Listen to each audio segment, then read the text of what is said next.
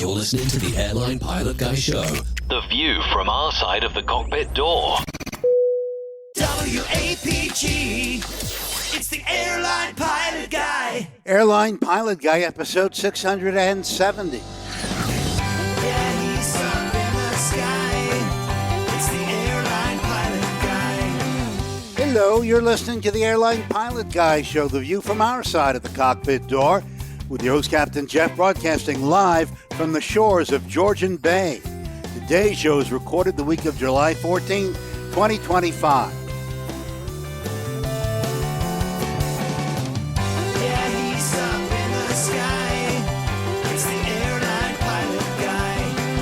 Picture light and he's flying by with the Airline Pilot Guy.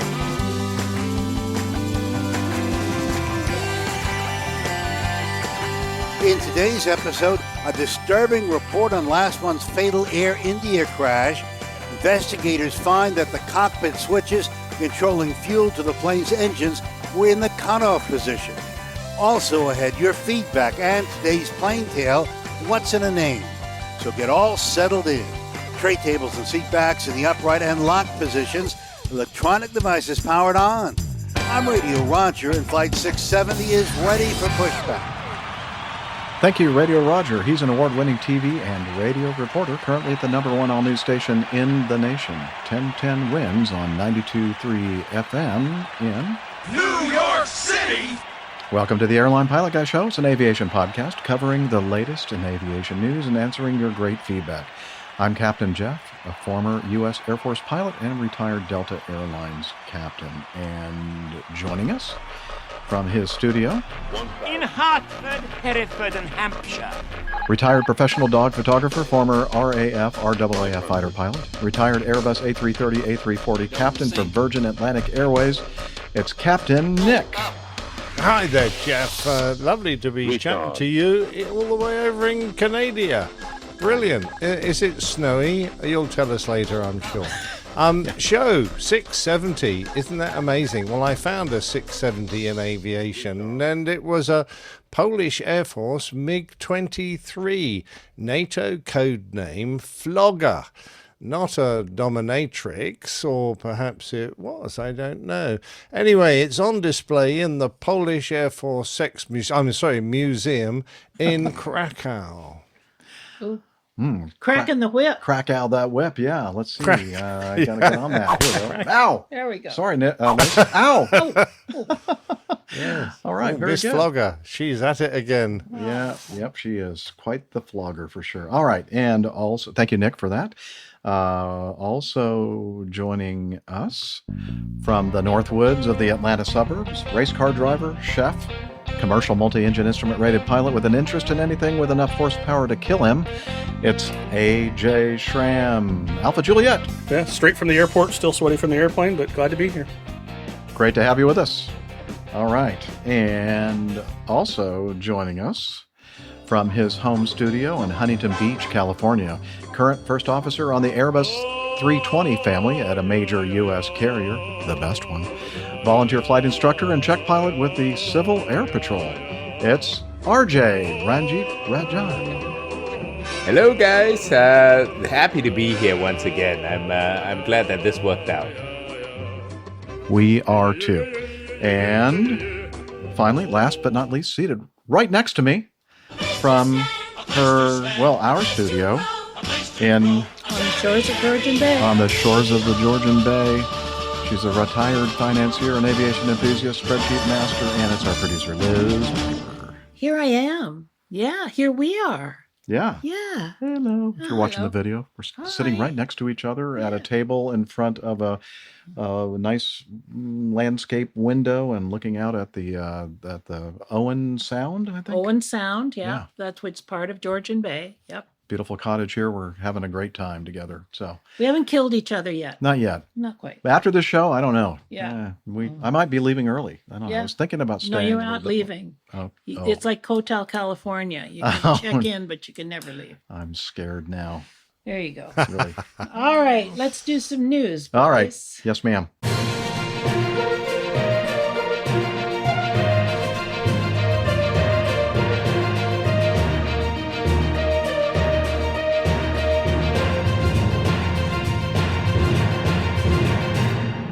Stand by for news. Okay, we're going to start with this update on the Air India Flight 171 crash. On the 12th of July, which was just 2 days ago, we're recording this on the 14th of July, the AAIB released their preliminary report stating that 19 people on the ground were killed, 241 on board of the aircraft, and the surviving passenger received serious injuries. And continuing, and this is a quote from the preliminary report, the thrust lever quadrant sustained significant thermal damage. Both thrust levers were found near the aft idle position. However, the EAFR data revealed that the thrust levers remained forward in takeoff thrust until the impact. Both fuel control switches were found in the run position. The reverser levers were bent but were in the stowed position. The wiring from the toga switches and autothrottle disconnect switches were visible but heavily damaged. And we are, go ahead and show that. Yeah, there's a picture that we're showing in the video. We'll have in the show notes of the throttle quadrant and the engine fuel control switches. Flaps were firmly located in the 5 degrees takeoff position. The APU inlet door was found open. The ram air turbine was deployed in the initial takeoff immediately after takeoff. The aircraft started to lose altitude before crossing the airport perimeter wall. The AIB wrote, as per the EAFR data, the aircraft crossed the takeoff decision speed V1, achieved 153 knots indicated airspeed at 33 seconds past the hour. Past the 8 o'clock minute. So we're just going to refer to the seconds right now. 33. 808. 808 and 33. But I'm just going to do the seconds. Okay. 33. The VR rotate speed is 155 was achieved as per the EAFR at 35 seconds. The aircraft air-ground sensors transitioned to air mode consistent with liftoff at 39. The aircraft achieved the maximum recorded speed of 180 knots, indicated at about 42 seconds. And immediately thereafter, the Engine 1 and Engine 2 fuel cutoff switches transitioned from run to cutoff, one after another within a time gap of 1 second. The engine N1 and N2 began to decrease from their takeoff values as the fuel supply to the engines was cut off. In the cockpit voice recording, one of the pilots is heard asking the other why he did cutoff. The other pilot responded that he did not do so. As per the EAFR data, both engines' N2 values passed below minimum idle speed, and the RAT hydraulic pump began supplying hydraulic power at about 47 seconds. As per the EAFR, the Engine 1 fuel cutoff switch transitioned from cutoff to run at about 52 seconds, so about 10 seconds after the recorder recorded them being shut off. The APU inlet door began opening at about 54, so a couple seconds later, consistent with the APU auto start logic. Thereafter, at 56 seconds, so 808.56, the Engine 2 fuel cutoff switch also transitioned from cutoff to run. So the other switch, a few seconds later. When fuel control switches are moved from cutoff to run while the aircraft's in flight, each engine's full authority dual engine control, FADEC, automatically manages a relight and thrust recovery sequence of ignition and fuel introduction. The EGT was observed to be rising for both engines, indicating relight. Engine 1's core deceleration stopped, reversed, and started to progress to recovery. Engine 2 was able to relight but could not arrest core speed deceleration and reintroduced fuel repeatedly to increase core speed acceleration and recovery. The EAFR recording stopped at 080911 UTC. At about 6 seconds before the recording stopped, one of the pilots transmitted "Mayday, Mayday, Mayday." And I don't know why they didn't include it here, but they also said something about the thrust was... We have no thrust. We have no thrust or something like that, to that effect. The air traffic control... ATCO, what's the O stand for? Do you know? The ATCO inquired about the call sign. I guess the controller. That was on the frequency. Yeah, it's control officer, I think. Control officer, okay. He did not get any response, but observed the aircraft crashing outside the airport boundary and activated the emergency response.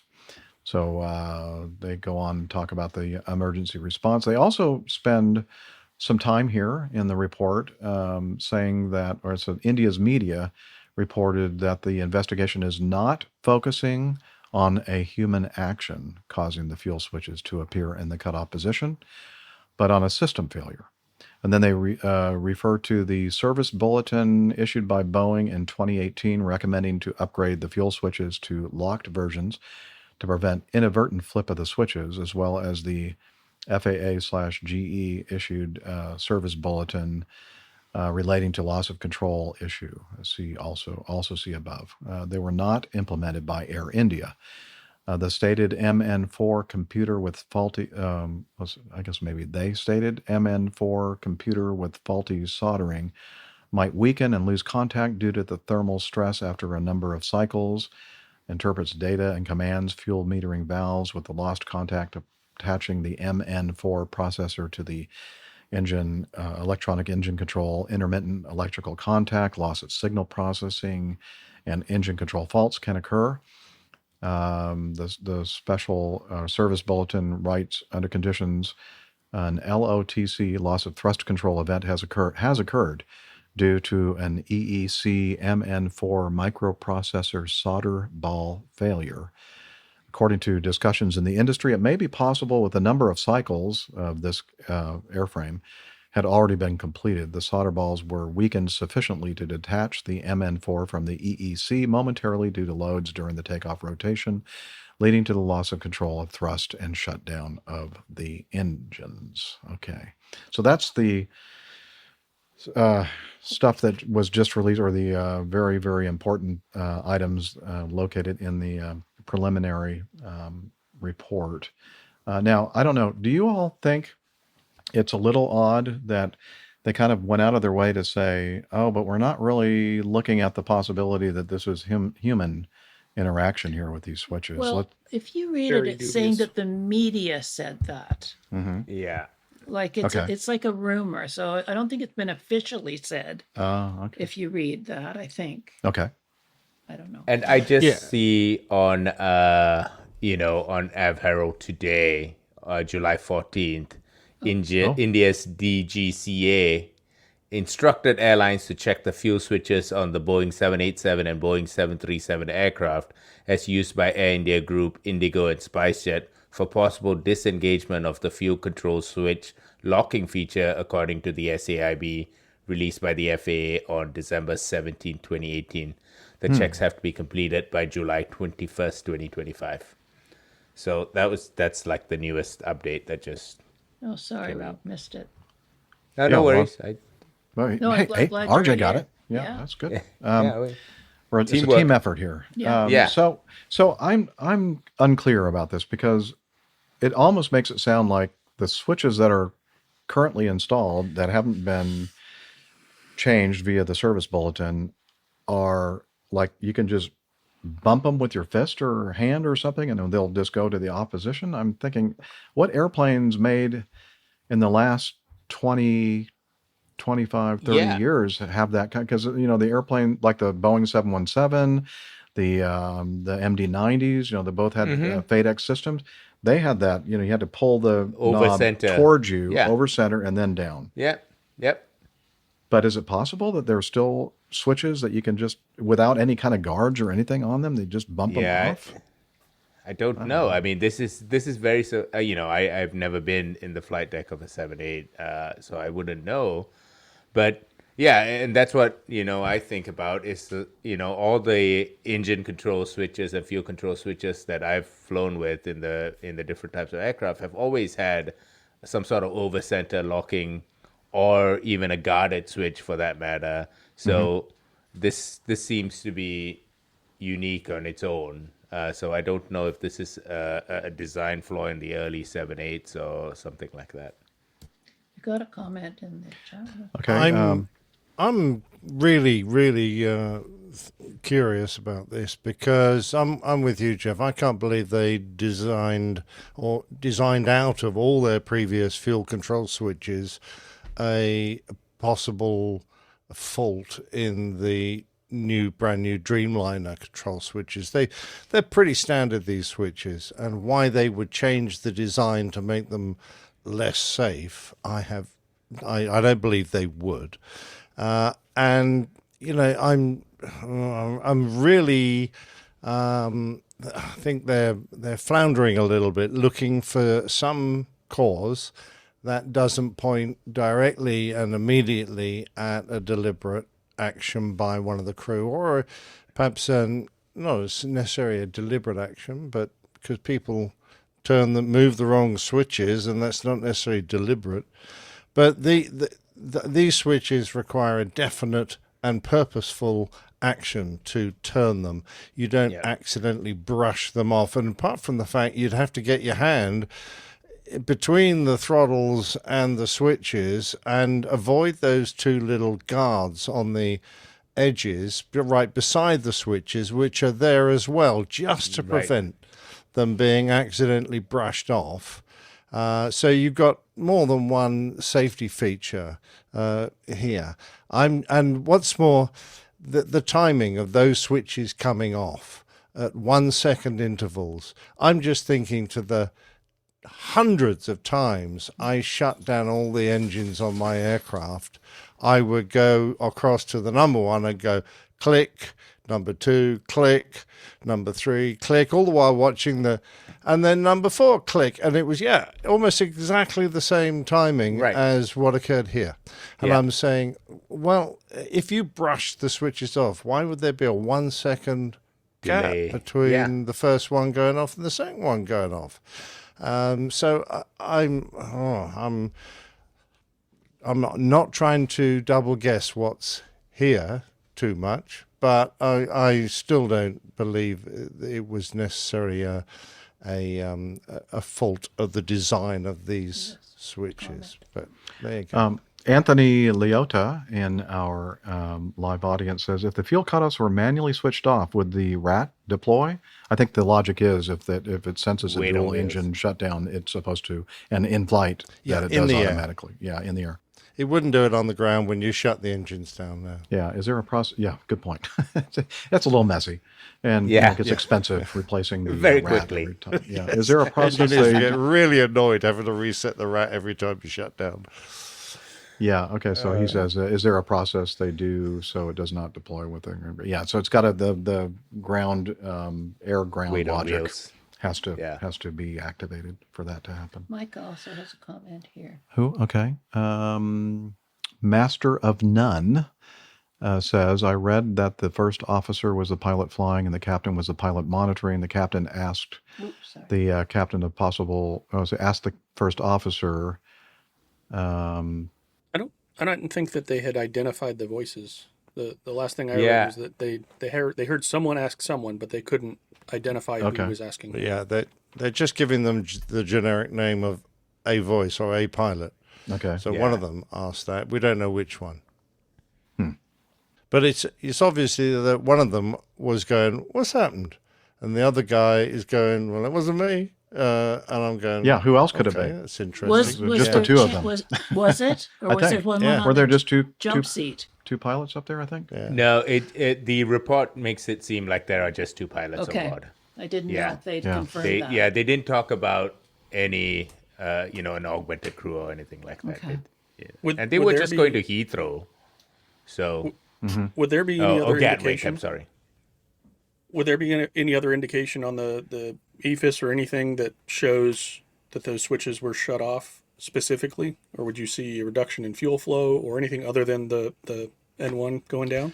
Yeah, you'd see an indication, but as soon as the logic, I'm assuming it's something vaguely like Airbus, as soon as the logic on the aircraft goes, we're flying and you've just shut an engine down, that'll come up as an engine failure on an Airbus. So, you get ECAM warnings, and we've got absolutely no indication that they've got any emergency warnings. I guess what I'm asking is what else would lead him to say, why did you turn those switches off? What made him go, those switches were turned off? Could there be a message that says fuel cutoff selected or fuel supply low or fuel flow low. Or I don't know something like enough that. about the 787 to say, Yeah. but I'm just wondering, other than looking at the switch and seeing that it is in fact off, how else could he have figured out that's the problem other than N1 coming down? Because that could be any number of things.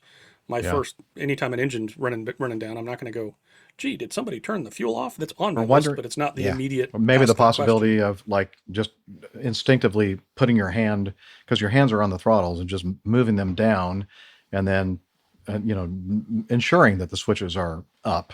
Maybe he felt them both down, and maybe he was the one that put them back in the run position. I don't know. So that's what I'm saying. Is I'm just wondering if he specifically noticed the actual switches were off. Yeah, that's a clue in and of itself that the switches were in fact off. by the way, I don't know Boeing SOPs, but if it was my aircraft, no one would have their hands on their throttles at this point. Because we take our hands off at V1. Oh, that's true. And we wouldn't put them back again until you throttle the engines back at the deceleration phase at about 1,000, 1,200 feet, somewhere around there. Yeah, you're right. I'm sorry. I shouldn't have said that. He would not have his hands on the throttles at that point. Some people did, but no. Yeah. I mean, it just wasn't SOP. Yeah. I don't know Now, if you can hear that background noise there, guys. Got some... The neighbor next door has a workshop. Oh, okay. And he has some power tools that he's decided to use right now. It's not loud. Don't worry about it. Yeah, don't worry about Micah it. has a comment here. All right. I think Captain Nick was about to say something. Yeah, I was just going to say the second possible cause that they're hinting at here is a fault in this computer with faulty soldering. Which is a slightly different pronunciation. The chance, I don't know the logic of this, but the chance of two solder joints failing within 1 second of each other, I thought was a bit remote. So I can understand you losing one, but losing both right on top of each other, that's kind of really stretching the bounds of possibility. So I'm not too sure about that at all. To add on to that, it says loss of thrust control, not loss of thrust. So it surprises me that a solder joint breaking would cause such a distinct string of events in order to shut down an engine. Yeah. Well, you have to delve into, I guess, the logic of how this thing is written. And is that a central computer that then feeds out to the FADEC, or is that in the FADEC? Because if it's in the FADEC, then that's even more remote, that you get a failure simultaneously in both FADECs within a second of each other. So I would need to know an awful lot more about what that processor, where it is, and what its function is before I could think it was related to this. But you're right. You're absolutely right, Nick. The 1 second apart is very intriguing. Yes. Yeah. Because if I was going to, and it has been known for people to make, completely nonsensical selections on the flight deck before. And I've even done it myself, not the selection with the control, but I remember I was departing out of LA and I was thinking to myself during the takeoff, I was going through my head the actions that I would take. This is, kind of a standard thing for me if we rejected the takeoff. And I was thinking, if we had a failure at this point, I would do this. And because there's, you've got time to do that while you're just accelerating the initial part of the run. I was just going to, preparing myself if we had to reject the takeoff. And when we got to rotate speed, I didn't say rotate because I've been thinking about rejection. I said go. And then I went, oh, that was silly. Rotate. And because I've been thinking about the go-stop decision. And so, when I had to say something next, I blurted out part of what was in my brain that I was thinking of at the time, rather than the correct call, which was rotate. Better rotate. go than reject. Go, Yes, it's good job I didn't say stop. Yeah. But I mean, I had my hands on the throttle, so Yeah. he couldn't have. Because the captain always held the throttles on takeoff. He wouldn't. There was no concern that anything would have happened. But it was just one of those odd things that I did. And I've heard another pilot on giving a talk about his life in flying Tridents. So a bit old school now. And he said he was doing a takeoff, and they got to the rotate, and the first officer called rotate, and he said, and I reached down and put the parking brake on. Ah, what? You think to yourself, what on earth were you thinking? And he as they got airborne, he burst all the tires on this Trident as they took off, and he had to turn around and come back and land with no wheels. Which was quite interesting. But that was one of those cognitive failures that we're all prone to at times. And there are mitigations. There are ways to mitigate that. And, it might be worth having a discussion or even a plaintail or something just to say, let's deal with this. Let's talk about this in a bit more detail and work out what we do to stop our brains doing these kind of weird things. But it was very interesting. And perhaps, I'm not... it's going through my brain, so I might as well say it. Perhaps the captain was going, God, I wish we were shutting down right now. Because I've had enough of this flight already. That's a dreadful thing to say, isn't it? Yeah. Okay, well, that was an interesting update from the preliminary report on the Air India flight, and we hope to learn some more as the investigation continues. Speaking of continuing, that's what we're going to do right now by, I'm going to press this button here that says Getting to Know Us, which is one of my favorite segments of the show, where we kind of get to know what we've been doing between shows. Oh, yeah. Get it up. Oh, we don't normally sing this, though, do we? No, we did the coffee fund. You've sung this before. I've heard. Yeah, it. but Yeah, after Steph got really upset with me Steph not is doing the right Steph's thing. not here. Yeah. This is your chance. I know, but I'm just not going to do She's coming. Because I'm going to see her in a couple of days, and I don't want her to be too upset with me. So. Anyway, that's how women affect me. So what was I going to say? Oh, I was going to say, hey, let's go with RJ, since RJ has not been on the show for several episodes, and would like to kind of hear what you have been up to, sir. Oh, not very much, not a lot, but I am happy to share what little I have had, what experiences I have had. Well, the last time I was here was the day after my wife and I adopted my second dog, who was here. And I could happily say that both Maya and Maverick are both doing very well. They're getting along very well. So we've spent quite a bit of time kind of getting them both adjusted to life here with another dog, as well as we've also done, we've started a little bit of training for both of them, just to kind of refresh Maya's training as well as get Maverick some sort of basic obedience and walking training and stuff like that. So that's been kind of taking up most of my free time. And that been flying a lot. Summer schedules at the airlines is kind of busy, so I've been flying quite a bit. Last weekend, July 4th, my dogs don't do really well with the fireworks, and here in Huntington Beach there's quite a lot of fireworks. A lot of them the less than legal variety, let's put it that way, and they get very terrified. So every year we kind of use that opportunity to kind of go away somewhere. So we went to Big Bear, rented a Airbnb up there in Big Bear, and just hung out there for 4 days.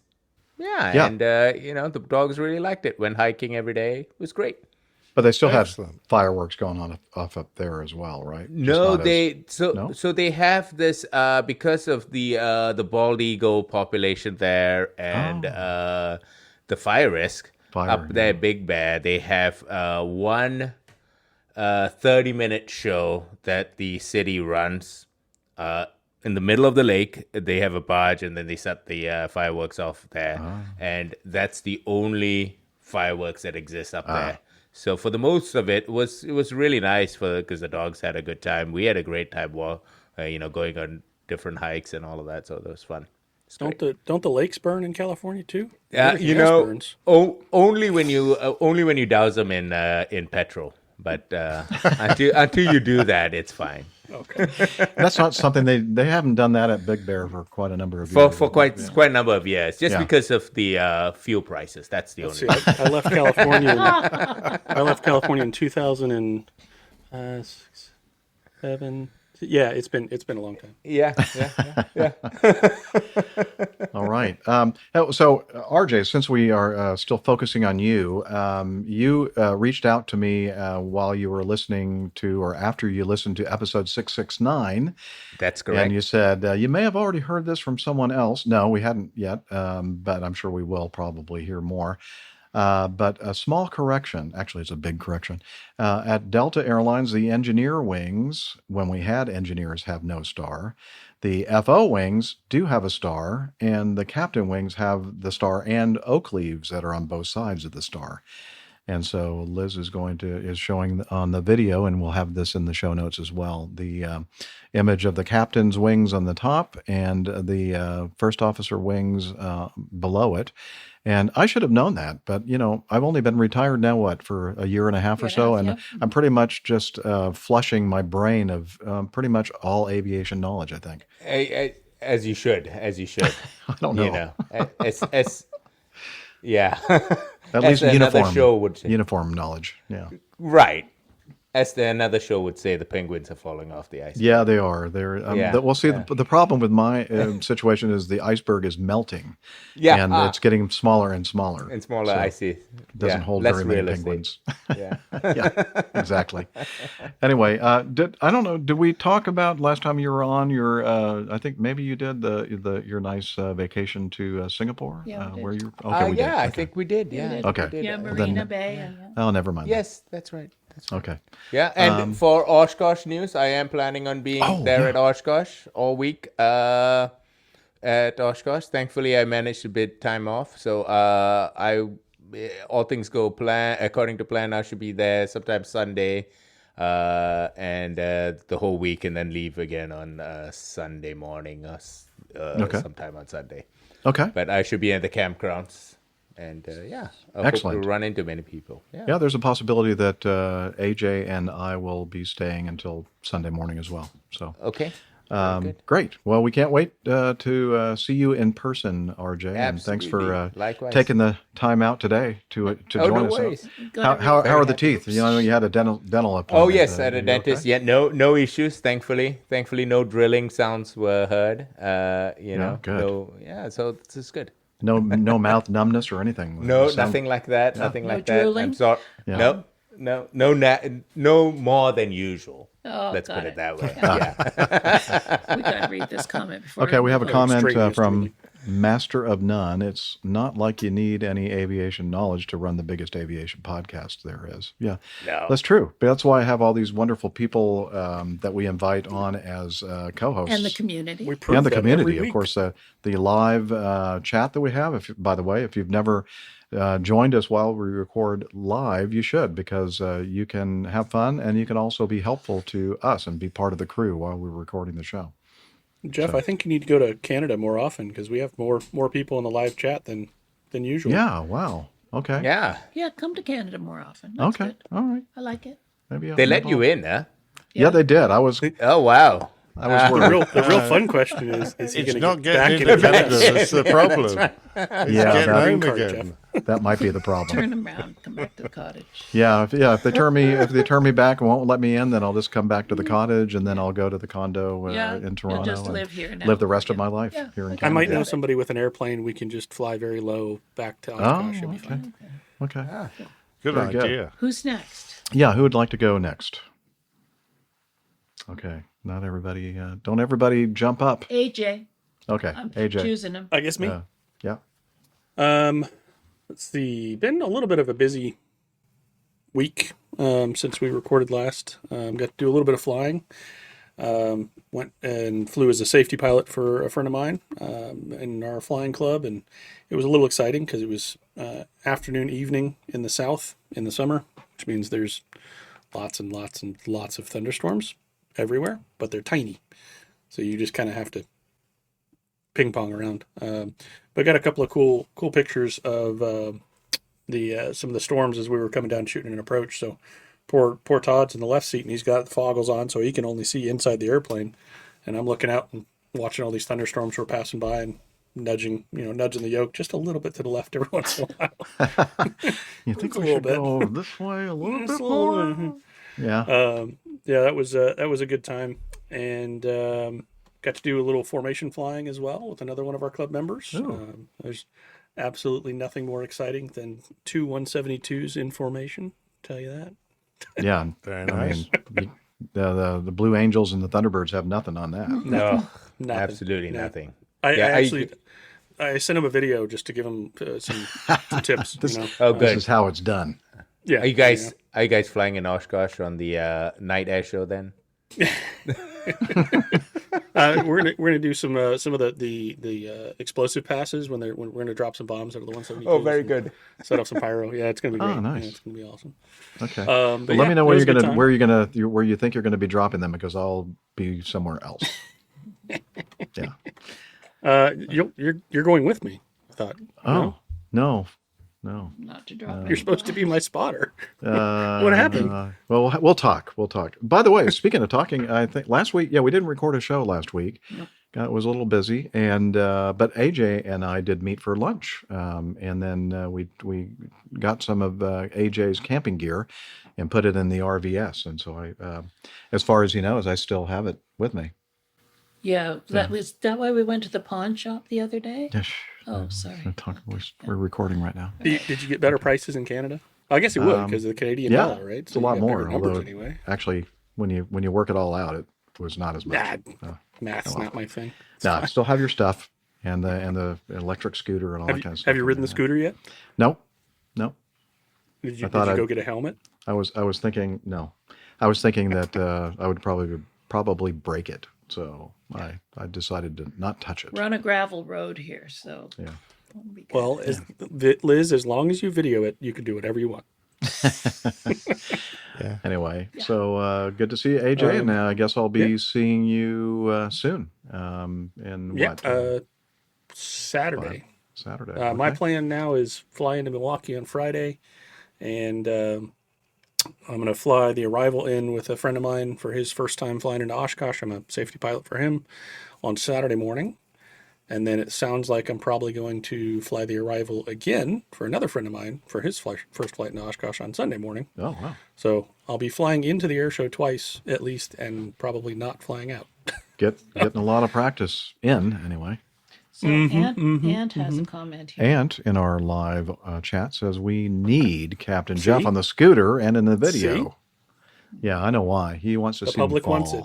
Yeah. Yeah. It's like the NASCAR. They want Yeah, an exactly. accident. That's why everybody wants to watch. Not that you're going to NASCAR. be going NASCAR speed. No. Well, Anyway, remember, Liz, I can control it with my phone. So Put the emergency brake on. Well, hey. I believe. And then I got Captain Nick is one last sorry. thing I'll mention. I Yeah. got the chance to kind of fill in Father's Day and my dad's birthday are both very close together, and he was out of town for both of them, so we got to have a little feast. So I did a smoked leg of lamb and some little Greek salad with cucumbers and feta, and did the whole thing. So I figured, I keep talking about being a chef, and I guess I should show some evidence of that. yeah. Looks good. It's very nice. Quite The quite lamb happy looks with how that lovely turned out. and pink. Mm-hmm.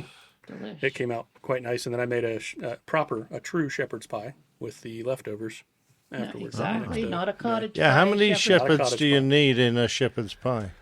One if it's well, big more enough. than one because it's plural, right? And you have Okay. if you have his crook sticking up to let the steam out at the top. No, wait a minute. Is it plural or is it possessive with an apostrophe? Well, it depends on how many shepherds you put in it. Shepherds. Yeah. I don't know. Yeah. Okay. Whew. Yeah. So, great. Well, look forward to seeing both of the J's, the AJ and the RJ. And at Oshkosh. just to confuse you, my dad, Yeah. RJ, might be coming later in the week as well. So we'll have to have all the J's hang out together. That'd be confusing. Okay. We'll get name I can, tags. I can be JP. Yeah. Okay. That's my middle name, or JN, whatever. All right. Captain Nick, help us, please. Help, yes, help. Indeed, yeah, love to.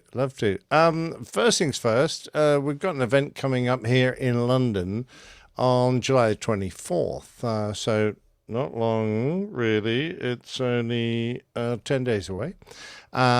So Logan Lynch, one of our lovely listeners and a super guy, Logan is coming across to the UK with his lovely wife, and they wanted to organise a bit of a meetup. So they have arranged they've got a reservation at the Shard. Now, the Shard is a great big, spiky, huge, great big. I think it's the largest skyscraper in Europe or whatever. Anyway, the Shard is pretty impressive, and he's reserved a table at the Shard in the Obelix West at 6:30 p.m. on July 24th. Now, myself, my lady wife, and Nev from PT UK and his lovely lady are attending. But I didn't realize he wanted to throw it open, but he has. And he said, if anyone else would like to attend, please have them email me and I will modify our reservation. So that's a really nice offer. And if anyone wants to come and join us all and talk pilot stuff while we're floating around at the top of the Shard with our heads in the clouds and watching the airliners from going into Heathrow flying past the windows, that would be kind of great fun. Now, I'm not going to give Logan's email address out on the air, but what I would say is just send in an email to feedback@airlinepilotguide.com, and if Liz would be happy, she will forward those requests to Logan, and he can then modify the reservations. Ever so kind. So looking forward to that. We'll obviously have a camera up there, and we'll record a little get together video. So we will have that on a subsequent show. There's no limit to the number you can have up there. Like, I mean, if I don't know, but obviously you're paying your own way. So right. No, yeah. We'll wait and see how many people respond. But Captain Nick is paying for everybody. Yeah, isn't that nice? That's great. Thrown it open. No, I'm not going to be there anymore. I've had to cancel my reservation very recently. Just a last minute thing. Absolutely. Over the last few seconds, I've decided that I won't be able to go now. So I'm sorry about that. But I'm happy to forward the stuff to Logan. Yes. Thanks very much. Yeah. If Logan has a limit or the Shard have a limit, then first come, first serve. And if the table's full, we'll let you know and say, I'm sorry about that. Anyway, that's that. And the only other thing of interest, and I mentioned the other day that I went off and had a bit of a meet-up with RH from that other podcast we sometimes talk about, the one that's as large as a continent, or the one that we're opposed to. Yeah, the Opposing Bases podcast. We love RH. We do. They're great. We do. Anyway, RH sent me a quick message this morning saying he'd landed at Heathrow, and he included a small video. Now, that's a quick snatch of the video of him landing at Heathrow this morning. I picked the one with the Virgin Atlantic hangar behind. A lot of smoke behind those tires. Was that him landing? No, sadly, I don't think he is in a position to do that yet, because I think he sits. Yeah, he is a bit of a cruise captain at the moment, so Captain Cruise, and he doesn't get to play with the airplane at that time. So it's his captain. Actually, he did say that the captain hand flew it in from 7,000 feet all the way without using the automatic. So I think that's really good. He had his eyes closed, too. Particularly since Heathrow can be a little tricky because from 6,000 feet downwards, you are supposed to do a constant angle descent, a CDA approach. And the idea is that you have the engines back close to idle and you descend on about a 3-degree descent path. And their traffickers will give you your track miles, expected track miles, and you have to do the calculations so that you don't have to level off and advance the throttles. If you level off for more than 2 or 3 miles, which means you've had to open up the throttles and make a lot of noise over London, you ring the bells, and I think you get a bill come through from Heathrow saying, "You're a naughty boy. We're going to charge you £100,000 now for ringing all the bells." Some people, I mean, we'll try and fly approaches using minimum power because it's just nice for the environment and better for our fuel consumption. But sometimes it can be a bit tricky if you're not familiar. But it's something we always do and still do, obviously, at Heathrow. And RH was particularly impressed that his skipper did all this hand flying without use of any of the automatics to judge his arrival. So I'm impressed indeed. Old school, baby. I love it. Yeah, it is nice. Exactly right. Old school. Good. That's it from me. I accept perhaps the artwork, shall I? Yeah. Mm-hmm. Yep. Do some artwork. Dribble on to the artwork. Okay. Last week we were talking about things, lots of blame, no credit, hail damage, APG illusions, blame the Wizzo, hail to the mischief. But the one that caught my eye was we needed a second set of eyes on the flight deck. So the artwork centers around Captain Jeff and his second set of eyes, and more.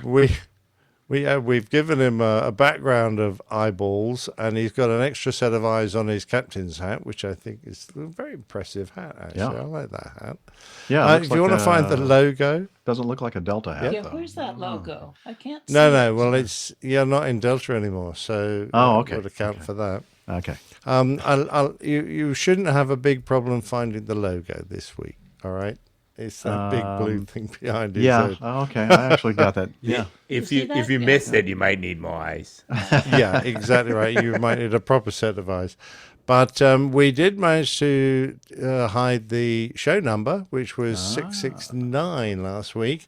And they're in a couple of, three of the eyeballs. There we go. We got a 6, and then down a 9.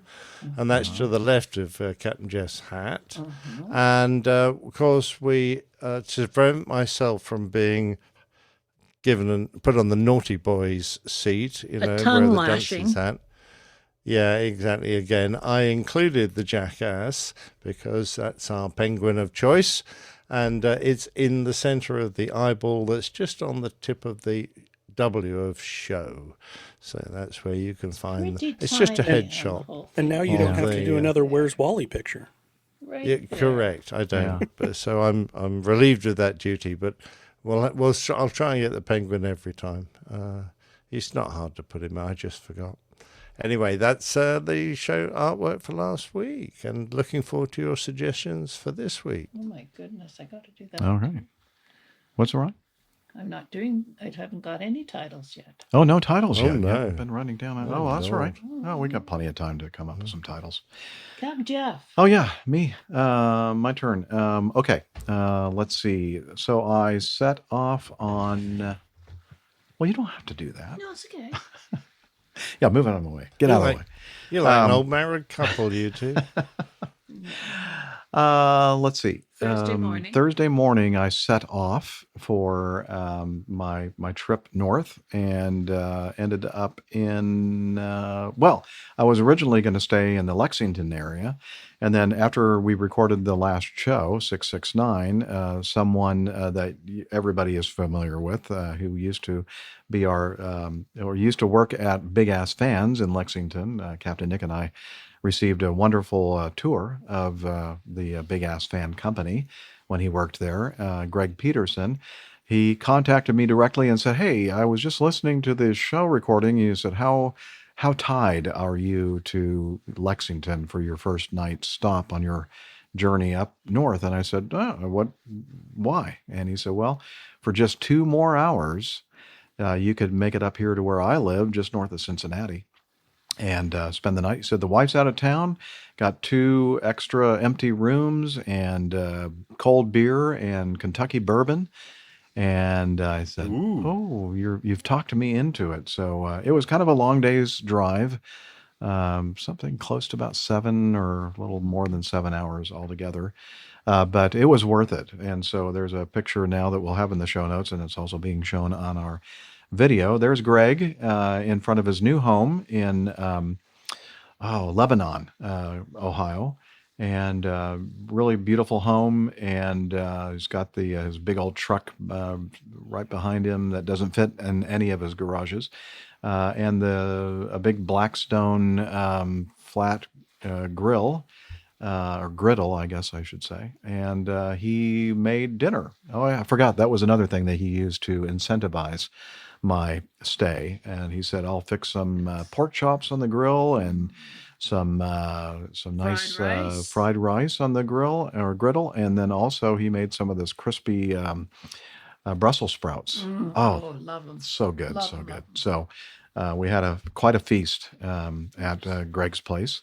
And then the next day, we set off in his truck and went to visit one of the General Electric facilities, one where they do some training and also kind of a promotional place that have most of the engines that they manufacture on stands, and so you get to get a really close-up view of these engines. And man, I tell you what, some of these things, I mean, even the small ones are pretty big. And then when you see the really big ones, like the GE 90 and the GE 9X and the GE NX engines, they're huge. And the other thing I was going to say, we were talking about fuel control units earlier, or actually no, FADEC control modules.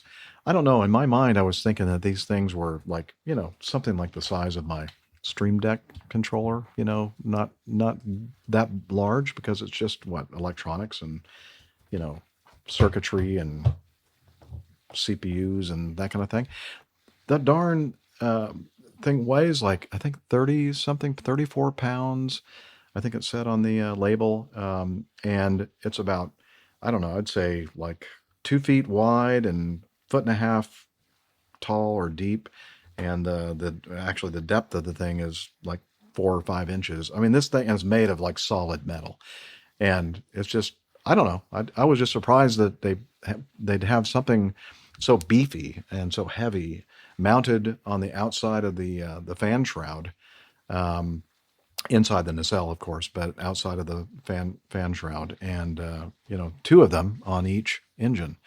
And we were in particular looking closely at the GE NX, which were the engines on the Air India flight, and I was just really impressed with how big and heavy and bulky these things were. But anyway, I'm sensing a trend that Greg doesn't do any small things. He's got a big truck, a big house, a big grill, big fans. He worked for a big crane company too. I forgot what the name of it is, but it's like one of the big giant cranes that they make for construction. Yeah. He's got a big ass truck and a big ass house, a big ass griddle. Yeah, I think you're right. There is definitely a trend. Yeah. Anyway, so I had a great time. Greg, if you're listening, I know you probably are. Thank you so much. It was really nice to be able to enjoy a nice meal and the nice tour. After the tour, we went to Skyline Chili, and that's a Cincinnati famous place for chili and coney dogs. And anyway, it was great. Really enjoyed that. That's good. Yeah, and then we headed up to, it was just me. From there to the next day to Temperance, Sorry. Michigan. Great comment from Van Ram. Oh, Tim Van Ram says Greg also hosted the Big Kahuna. Aha. That's a big kahuna right there. Well, yeah, I was walking around his house with my pants off, and I guess that's appropriate. An hour. Oh, it's an hour. I would like it to be pointed out, it was not me. I didn't do it this time. Yeah, no, it was not you. But that's okay. This is actually, we're doing this on purpose because this is the kind of thing that when we're normally recording the show, this is the back channel communications going on, and then we'll hear that sound, and Liz will say something as she just did. Say it again. 1 hour now, 1 hour mark. Yeah, that's the kind of thing we have going on when we normally record the show. But since we're not using that back channel communication Unity comms today, it's all up front today. Yeah, you're getting to see it all in the raw. Anyway, so we again, here I go with the Royal We went up to Temperance, Michigan, which is just on the outskirts, the north side of Toledo, Ohio. And went to a farm, kind of like a petting zoo, kind of petting farm. You did some petting? I did, okay. but it wasn't heavy though. There was there were a couple of what do you call these things? Llamas. Yeah, I think their names were. Let's see if I can remember: Bahama Llama, Tony Llama, and gosh, I forgot the third one. Huh? No Mama Llama? Ding Dong? No. Rama Llama? Rama Llama? No. Darn it. I can't remember Llama? the third one. It doesn't matter. Yeah, it doesn't matter. Anyway. What's the difference between a llama and an alpaca then? About 6 letters. I don't know. Dolly, that's it. Master of None nailed it. Or he's also known as JJ. Dolly You Llama. didn't learn much at the petting zoo then. Perfect. Dolly Llama. Well, he asked, he said, hey, we're kind of closed for the day, but, I can get some feed and you can feed all the animals. And I went, yeah, no, it's okay. Good. And did you notice the scent on the farm? The scent was farmish. Very aromatic. aromatic. Very aromatic for sure. And then there was a little rooster that was very close to where the RVS was parked. And you know what? They don't just crow when the sun rises. No. They pretty much crow all the time. No. But anyway, it was very nice, very pastoral setting. And you had an electric plug-in so the AC could. Yep, they had electric power, 30 amp power, so the AC kind of drowned out most of that bantam rooster's expressions. But most importantly, so originally Laura Davis and her fiance Gary we're going to drive down from Ann Arbor, Chelsea, to meet with me. And I said, why don't you probably have a lot more choices of, places to eat kind of up your way. So I went ahead and drove up to Ypsilanti. And a nice Thai restaurant that's one of their favorite places to go. And so we had a wonderful meal there, and got a chance to get all caught up, so they're getting married in. I hope this is not a secret, but in the fall, in October. And she gave you all sorts of treats and beer and. Yeah, I tell you what, I was just blown away. So she gave me a 12-pack of Bell's. Brewery IPAs, yep, which I love, especially the Two-Hearted IPA, but several other versions of IPAs that I've never seen before, so that was kind of cool. And then also a 4-pack of bigger quantity beers that have what are they called? They have pastry. Oh yeah, they're kind of flavored. They're blonde ales that are flavored with. Nick would love it, because he loves the fruit beers. Yeah, with raspberry, Danish, or something like that. Yeah, all kinds of interesting. I have not tried one yet. I'm not a beer drinker, so. Yeah. Anyway, so and then this big giant bag here. I'm probably going to make some noise. Ah! So she got a bunch of stuff from Country Market. I don't know if that's something that people recognize from the Detroit Endorsement. area. An endorsement, yeah. But, whoop, sorry. Nice insulated bag, and she filled this thing up with a bottle of Sauvignon Blanc and a bunch of chocolates and savory snacks and savory sweet snacks and we've really kind of We've made a been- big dent in a we've lot been of this mowing stuff. down Say, which is on all gone by now, right? No, Most of- well, I got a note from Laura when he left their dinner, excuse me, saying, Liz, I just want you to know I gave Jeff a whole bunch of treats on the way. So if he arrives without any, you'll know he's consumed them all. She And just then wanted to be sure. She was nice enough to tell me that she had told you. So Yeah. No, I see. Okay. because if I'd not known that, I probably would have, eaten at least half of it before I Right, I know you arrived would, up here, yeah. and then I would have been in big trouble. So thank you, Laura, for warning me and warning Nice warning meetup. Liz. We love Laura. Yeah, it was great. So a really nice guy, Gary. And for those of you, who didn't believe Laura, I mean, he really exists. Yeah. So very nice gentleman. There's a picture of Gary and Laura and I in front of the RVS. Yeah, it was a great time. Great time. Drove back to the little petting farm thing and had a nice night's sleep. And then the next day, headed up to Canada. Yep. And crossed at Port Huron, Michigan to Sarnia, Ontario. Yep. And went reasonably well. And if you're a commercial truck driver, looks like at least a couple of hours of waiting and crawling to get You're past stuffy. over the bridge and into. Yeah, it's a very busy commercial crossing. And they didn't search any of my bags, right? No, they didn't walk in at all. The only, well, not the only the biggest question he had for me, and I thought it was kind of like a test. He said, Firearms. No, he said, Oh. what kind of license is that on your? And I'm thinking, oh, this is a test. I'm in trouble. And then I'm thinking, oh, what is it I have on South Dakota, sir? And he goes, oh, I've never seen that. Well, because I have the veteran version of the South Dakota license plate. And so it doesn't look like the normal South Dakota license plate. So he said he'd never seen that before. So I passed the test. And then he said, do you have any, the standard questions you have? And he said, do you have any firearms, blah, blah, blah. And I do. I said, well, I have some bear spray. I started to kind of grab for that. And he goes, oh, you don't have to show that to me, sir. I guess he thought I was going to accidentally spray him or something. But anyway. They let him in. Yeah. So yeah, we got here to the well, actually we met in Owen Sound and Yeah, that's our nearest town here. yeah, and we kind of got the camp chairs out and a nice grassy shady area and talked for a bit, and then because it was a little bit before the time grassy knoll. a grassy well Yes. yeah, I guess It yeah. was a grassy knoll. Oh, Anyway. grassy knoll.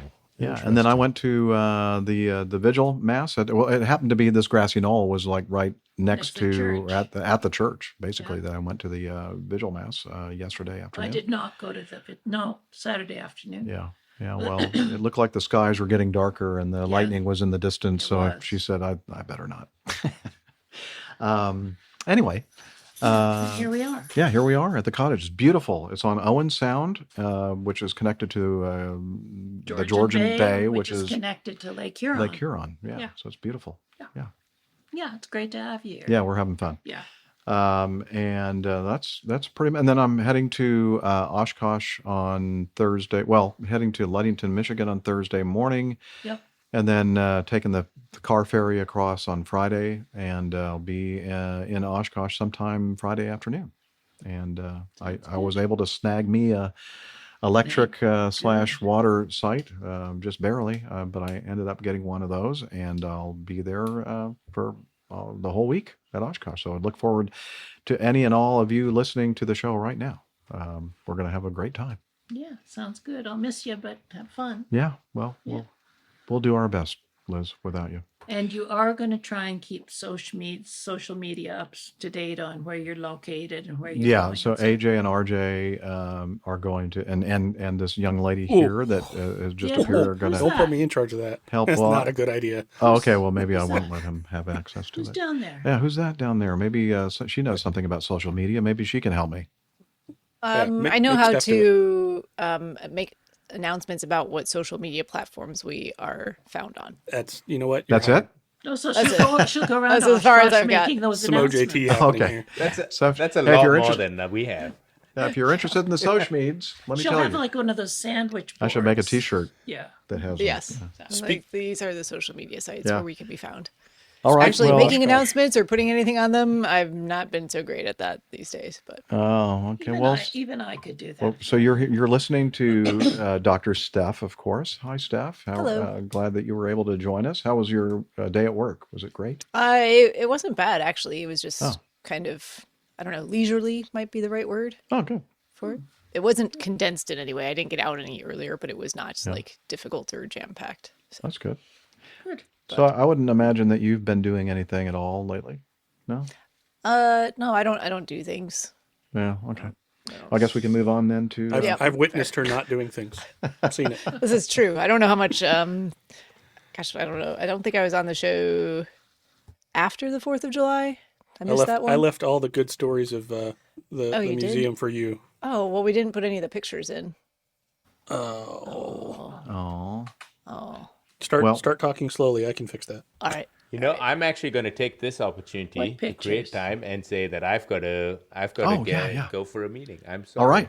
Very good. Now that Dr. Steph is here to relieve me Wait. of Of my your duties. duty. Yeah. Tag team.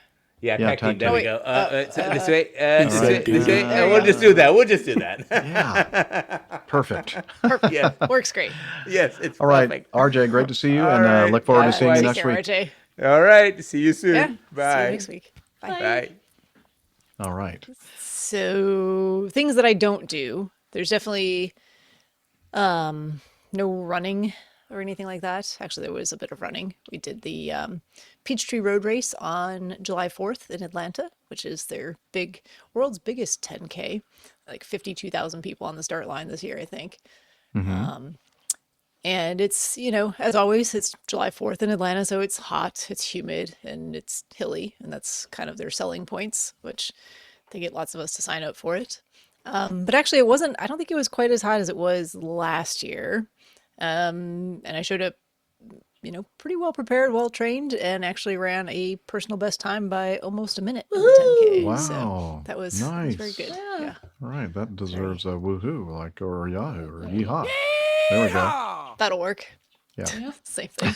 So I got my, if you finish in the top 500 men or top 500 women, those are separate things. You get a top 1,000 finisher. Although if you're a guy and you finish in the top 1,000, you're not guaranteed one of these because, sorry, they do give, they split it equally, men and women. So Oh, okay. picked up my top 1,000 finisher award. Nice. Little tumbler this year. And it was a good day. I was there with my 2 younger brothers and one of my good friends from medical school that I do quite a bit of running with. And we had another friend going all the way back to medical school who lives in the area now who came to spectate and spend some time with us. And my aunt and uncle also came down from Tennessee to run the race. So they successfully completed Peachtree as well. My aunt, who is, she's 78 years old, had a very good day. She ran like under an hour and 20 minutes, which is excellent. So, that was great to see them. And then I had the afternoon free, and AJ and his family had the afternoon kind of free. So we figured out a meetup spot, and we ended up going to the Museum of Illusions. I don't know how you're doing Yeah, with we pictures should. there. AJ. AJ last episode showed some of these. Go ahead, though. Yes. So, kind of a cool place. They have one of these in Charlotte as well. I had not been to it before, but I didn't see that AJ one. was there with his kids, and so we thought that would be a fun way to spend the afternoon, just kind of going through the different. They have all these different little rooms and displays where you can. Some of them are kind of sciencey things. Some of them are just visual illusions, optical illusions. A lot of these like mirrored type of rooms, stuff where you can like turn on different colored lights and see different things illuminate on the wall because you're blocking out different colors with the lights. So Don't forget the anti-grav generators. what was that? The anti-grav generators? Anti-gravity generators, yes. So we have anti-gravity here. But that's the picture's the wrong way around, but that's okay. So no, it's not. It's the right way around. You're standing up, right? yeah, I'm standing upright, but we're supposed to be on the ceiling. Well, I had to make it look normal. That kind of destroys the illusion there, AJ, don't you think? I said I'm not good at this. He's trying to figure out how to flip it. And a lot of the illusions, it's funny, a lot of the illusions are best appreciated in the actual pictures, not so much when you're doing it, which I think was a little confusing for some of the younger kids. But hopefully they've been able to take a look at the pictures and see how fun those things turned out. No, they loved because it. they're in the reality and they're seeing right. how They're going, yeah. this doesn't look that interesting. I don't know what's going on. Then when you see have the this one photo, where like, oh, that's cool. Yeah. I like the chair illusion. I don't know if you have that picture, but maybe. But basically, it looks like all these just metal poles or posts just kind of randomly associated and tells you stand here, and then you take a picture from the corner over here, and it looks like you're standing on this big chair or next to this big chair. Oh, the perspective thing. The perspective, yeah. Neat. Yeah, that was a lot of fun, and then we had a chance to just sit down, get a quick bite to eat and a beer, and chat about life and planes and everything else. So Yeah, there's the chair. So when you're looking at this, it does not look like a chair at all. But if you get it just lined up right, so they're actually standing about pretty far. 10 or 15 feet back from Steph. Wow, it looks like they're they look tiny. standing on the chair. Yeah, that's cool. And these are just poles sticking out of the ground. But if you get the lineup just right, it looks like they're tiny little people standing on a chair. Oh, very cool. So it's all about the illusions. I did like the room with the different, with the sloped floor where it makes everyone look different sizes relative to each other. We should have some good ones of that. I thought I had one up. You had one up. You had one with your girls. Here it is. So the funny thing is, this child here is one on the about left. 6 inches shorter than this one here. The one on the right. I love And this one is cool because you can actually just stand outside of the room and look through just an opening, and you get that illusion anyway. Like you don't have to have any special camera tricks for your eye to appreciate it. You know how hard it's going to be to edit this and do all the chapter images? Yeah. Sorry. Thank you. You're welcome. all about you. Anytime. Okay. Yeah, so that was a lot of fun. Then just back to regular work and things, and kind of a busy weekend, but not anything overly interesting. Just helping my younger brother with some. He's moving from an apartment to a condo, and getting him set up with all of that. So that was good. Thank you. Excellent. Should be flying this upcoming weekend, although it looks like maybe there's some. I don't know if you've seen stuff about some tropical storm forming in the Gulf of Mexico this week. Yep. So that may interfere with some flying plans this weekend, but we'll take it a day at a time and see what actually happens. And your Oshkosh plans, Steph? Yes, I will be at Oshkosh on Wednesday and half the day on Thursday. Just a brief trip, but that's great. That's when I can swing with work. A message for Ant in the live audience. I can't let it go. Ant. Sorry. One quick thing I forgot to add on my thing. Speaking of Oshkosh, on Monday, I'll be over at the Freedom Aviation Network booth.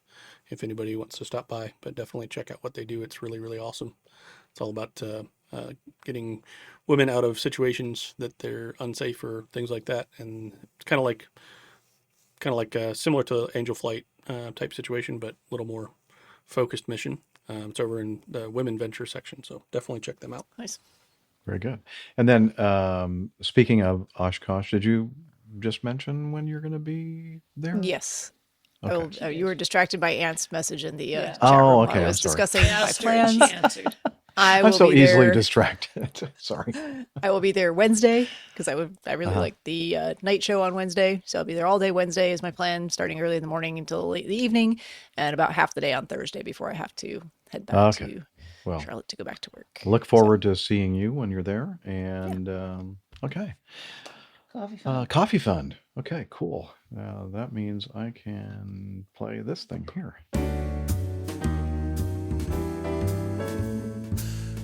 Johnny, how much more coffee? No thanks. Yes, please. I love coffee. I love tea. I love the APG community. Coffee and tea and the Java and me. A cup, a cup, a cup, a cup, a cup. Oh, yeah. The coffee fund. It's your way to, well, you can take that thing out. So I can just, the coffee fund is your way to support our show financially if you want to.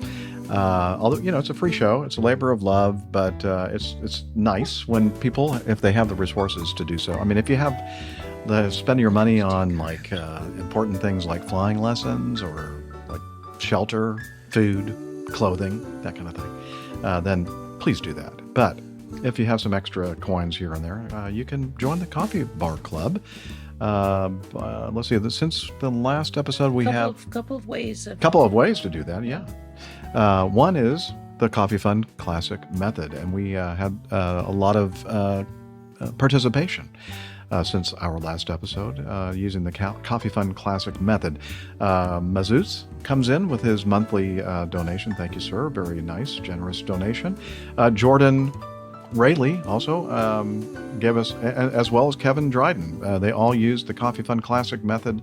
Thank you for the generous contributions. We really do appreciate it. And the other way that you can become involved in the Coffee Bar Club is to join Patreon. You can become a patron of the show. And no new patrons since the last episode. So, we're waiting for your participation if you'd like to join up with these fine folks. And again, you can learn more about how you can do that by heading over to airlinepilotguy.com/coffee. You'll be glad you did. And we will be too. Yep. Like what she said. Mm-hmm.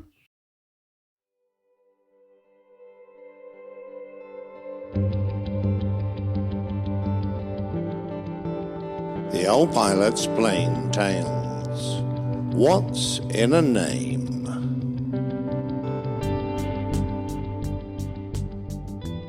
When my company announced that they were introducing a new route, I listened with a mixture of excitement and trepidation. It was 1999 and we were regularly opening up new destinations, but now we were going to fly from London to Chicago's O'Hare Airport.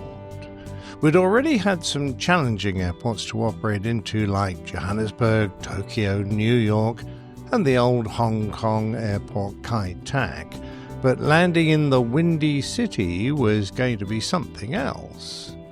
Not for the winds that whistle around the skyscrapers, as I believe that the city gets its nickname from New York journalists deriding its boastful politicians.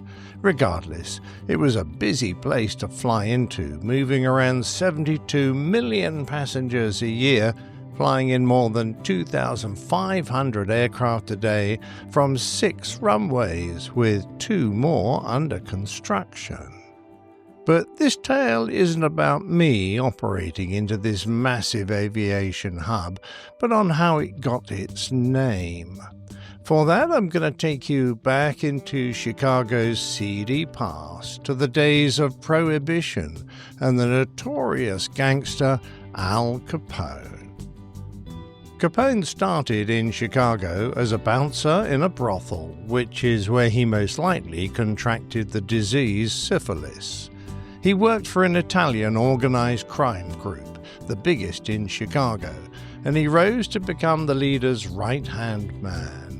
There he organized the bootlegging of Canadian liquor into the United States and sold the illegal drink to establishments around the city. He was cornering the market as those who tried to buy from other sources tended to get blown up. When the boss of the crime gang was shot and injured in an attack, Capone took over and expanded the organization into many other illegal activities. He indulged in custom suits, cigars, gourmet food and drink, and female companionship. He was particularly well known for his flamboyant and costly jewelry. His favorite responses to questions about his activities were, "I'm just a businessman giving people what they want, and all I do is satisfy a public demand." Capone had become a national celebrity. He used bribery and widespread intimidation to take over towns through council elections, making it difficult for anyone to target him, and he survived several attempts on his life from competing gangs. He had politicians, police chiefs, and judges on his payroll, and was rich enough to influence elections, ensuring that his choice for the mayor of Chicago won the campaign for that office. To facilitate his management of the city officials on his books, he employed a lawyer called Easy Eddie to recruit and bribe corrupt officials.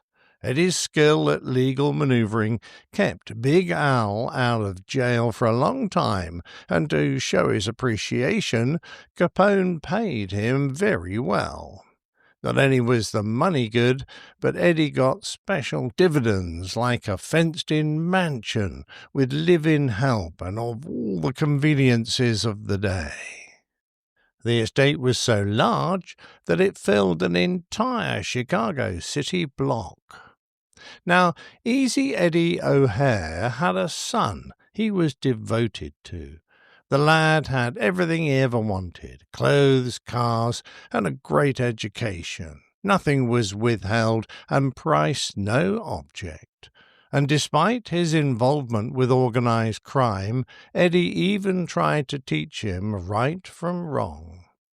Eddie wanted his son to be a better man than he was, yet, despite all his wealth and influence, there were two things he couldn't give his son. He couldn't pass on a worthy name or set a good example. Eventually, Easy Eddie reached a decision. He wanted to rectify the wrongs he'd done. He decided that he would go to the authorities and tell the truth about Al Scarface Capone so that he could clean up his tarnished name and offer his son some semblance of integrity. To do this, he would have to testify against the mob, and he knew the cost would be dear, but he went ahead anyway. Capone was eventually tried and convicted on tax evasion charges, and his lawyer played a key role in the gangster's prosecution and conviction by testifying against him. Capone eventually got his revenge, and just days before his release from prison in 1939, while suffering the advanced symptoms of his untreated syphilis, he, or perhaps his family, arranged for the murder of Easy Eddie. Two shotgun-wielding gunmen in a dark sedan drove alongside O'Hare as he approached an intersection. Both killers fired a volley of large slugs from their weapons, killing the lawyer instantly. His Lincoln crashed while the murderers continued on and were lost in traffic. No arrests were ever made. Easy Eddie would never know just what the future held for the son he loved so much. However, he had already seen Butch, the name his son often went by, graduate from Western Military Academy and then the U.S. Naval Academy at Annapolis. The young O'Hare would go on to serve for 2 years as an ensign on the battleship USS New Mexico before being accepted for flight training. The same year his father was murdered. The story of the son differs in many ways from that of the father. Despite carrying the same name, Edward O'Hare's life would take a dramatically different path. By the end of 1940, he'd completed his flying training at Pensacola. He'd flown the Naval Aircraft Factory N3N1, the Boeing Steersman, and learned to fly aerobatics in the more nimble Boeing P-12 pursuit fighter. Then he mastered the older Vought SBU Corsair, an all-metal dive-bombing biplane, before moving on to the more modern Douglas TBD Devastator, a torpedo bomber, and the first metal monoplane to be operated by the U.S. Navy. On the completion of his training, Butch was assigned to the fighter squadron VF-3 and converted to the Grumman F-3F biplane that was soon replaced by the more advanced Brewster F-2A Buffalo monoplane, which he flew from the deck of the USS Lexington. Also serving on VF-3 was Lieutenant John Thatch, the unit's executive officer.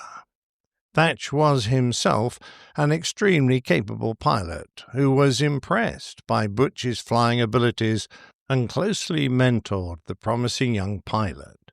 In 1941, more than half of all VF-3 pilots, including O'Hare, would be graded E for their excellence in gunnery.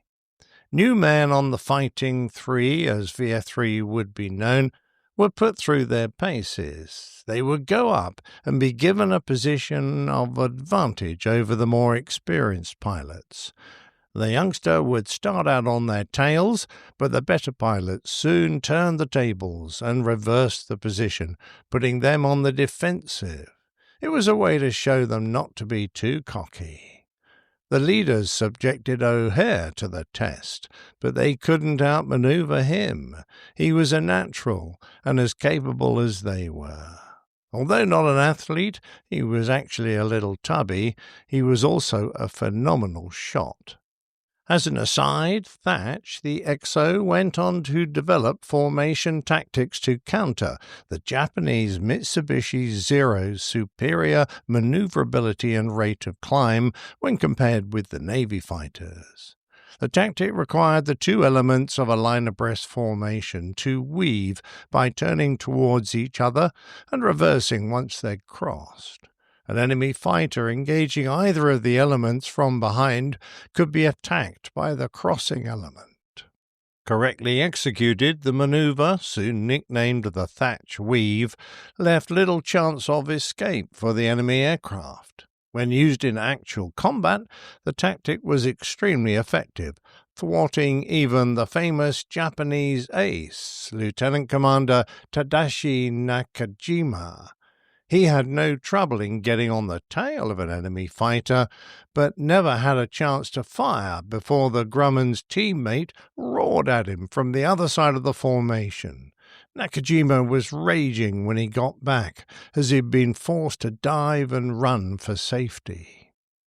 In early 41, VF-3 moved across to the USS Enterprise, and after converting to fly the Grumman F-4F Wildcats, they were again moved to the Lexington. It was flying from Lexington in February 42 that O'Hare and his squadron were assigned to attack a formation of Mitsubishi GM4 Betty bombers. On this day, the Wildcat O'Hare flew was Bureau number 4031, and marked with the white 15 on the nose, but with his wingmen they were held back from the engagement in case a second attack occurred. And while his squadron downed 8 of the bombers, it was then that Lexington picked up a second formation of 9 Bettys, only 12 miles from the carrier and on the other side of the task force. O'Hare flew hard towards the enemy, but then discovered that the guns of his wingmen had jammed, leaving only Butch to protect the carrier. The enemy were only 9 miles out, flying in V formations close together so that their rear-facing 20mm cannons could provide mutual support. The Wildcat had just 4 50-caliber Browning machine guns with enough rounds for about 10 3-second bursts. Without hesitation, O'Hare dove on the bombers, and he took a high deflection shot at the closest Betty on the right side of the formation. It was a difficult angle, but he hit the right engine and fuel tank, immediately switching to the next aircraft after the first abruptly lurched to the right. His rounds hit the second aircraft, which caught fire, but although they dropped back, both bombers continued to fly.